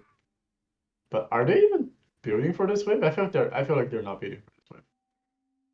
Yeah. The King Claw rather than the Death I mean- Cap, and They're not we expecting are it seeing a here. boost. Okay, they are. But are we shifting? Maybe don't shift 55 gold if you're expecting a send. Or maybe Yeah. use your sacrifice or something, but What? I mean, the Orchid and the Daphne, they're chewing through the Kraken. yeah, the Kraken is gone. They also have very few king upgrades, by the way, so I think if they leak big here, it's over. It kinda is, I think. Yeah, I think this is enough to end the game. That's a 69% for Isolde and a 90% for Chuvis. I'm pretty sure this is lethal, given that they have a very poorly upgraded king. Yeah, it's just infinite amounts of damage coming out from that Four Eyes. And that's it, folks. That is game 3 going in favour of Ram Pam Pam. Which means Ram Pam Pam are guaranteed that spot in tomorrow's semi-final. They will be entering as the lower seed, however, because that glory went to Dumb and Dumber. Meanwhile, Smiley Face, Chubis and Isolde, commiserations, you are out of the tournament, but it has been a pleasure to watch you play, so I hope you're proud of yourselves nevertheless. But guys, that's all our games for today. Can I get your feelings on the games that we've seen, on how the meta's panning out, on Stash as well? Super interesting games. Really interesting. I think every single series felt very different, and just some really nice back and forth games. We didn't really see any full stomps today, did we? We saw a lot of back and forth, a lot of good reads, and a lot of good gameplay. A lot of throws. A lot of throws. Also That's that. what I'm saying. Yeah. Rover Cup in full swing, yeah. Yeah, I think we can confidently say that using Stash does help you to win the game rather than not using it. We've learned that much today. Yeah. We've seen Fine not use it, which wasn't great, and then we've seen Isolde yes use it, which was great. But I think that's what really it's big swings, and both on 15 as well. Sorry. yeah, really big swings. But that's the thing. I think it is extremely valuable when you have the correct read. So when you okay, Descent is coming on 15. I'm not going to use it on 14. I'm going to get an extra 50 gold or whatever it is. I am going to use it on 15. I'm going to perfectly hold. I'm even going to cover a bit, and that's going to be enough for us to turn around like a 80% win rate for the other team game. Then Stash is incredibly powerful, no doubt. Yeah. Or you can just be Omega greedy and not use it, and then feed 100 gold shutdown and ultimately lose the game. But, Fine making it through to the semi-finals regardless, so hopefully he can brush up on his Stash gameplay for the semi-finals tomorrow. But yeah, XGod, do you wish you'd been playing today? It's hard to say because I also haven't been playing a lot of ladder games or just like Legion in general, so I'm not in my best performance. Like if I'd played, I'd probably not play my best. I'm kind of rusty at the moment. But maybe I'll look for to play next month because Stash, it's really interesting. I wanted to test it out myself. Yeah, nice. Well, I'll certainly be looking forward to watching you play then. You and Ashton are a phenomenal team, of course, and yeah, always a pleasure to watch you guys play. But guys, for now, I think that's all we have time for on today's stream, and a big thank you goes out to everybody watching on Twitch. I hope you've enjoyed the show. A huge thank you to my co-casters today, Nixia and XGod. It has been an absolute pleasure.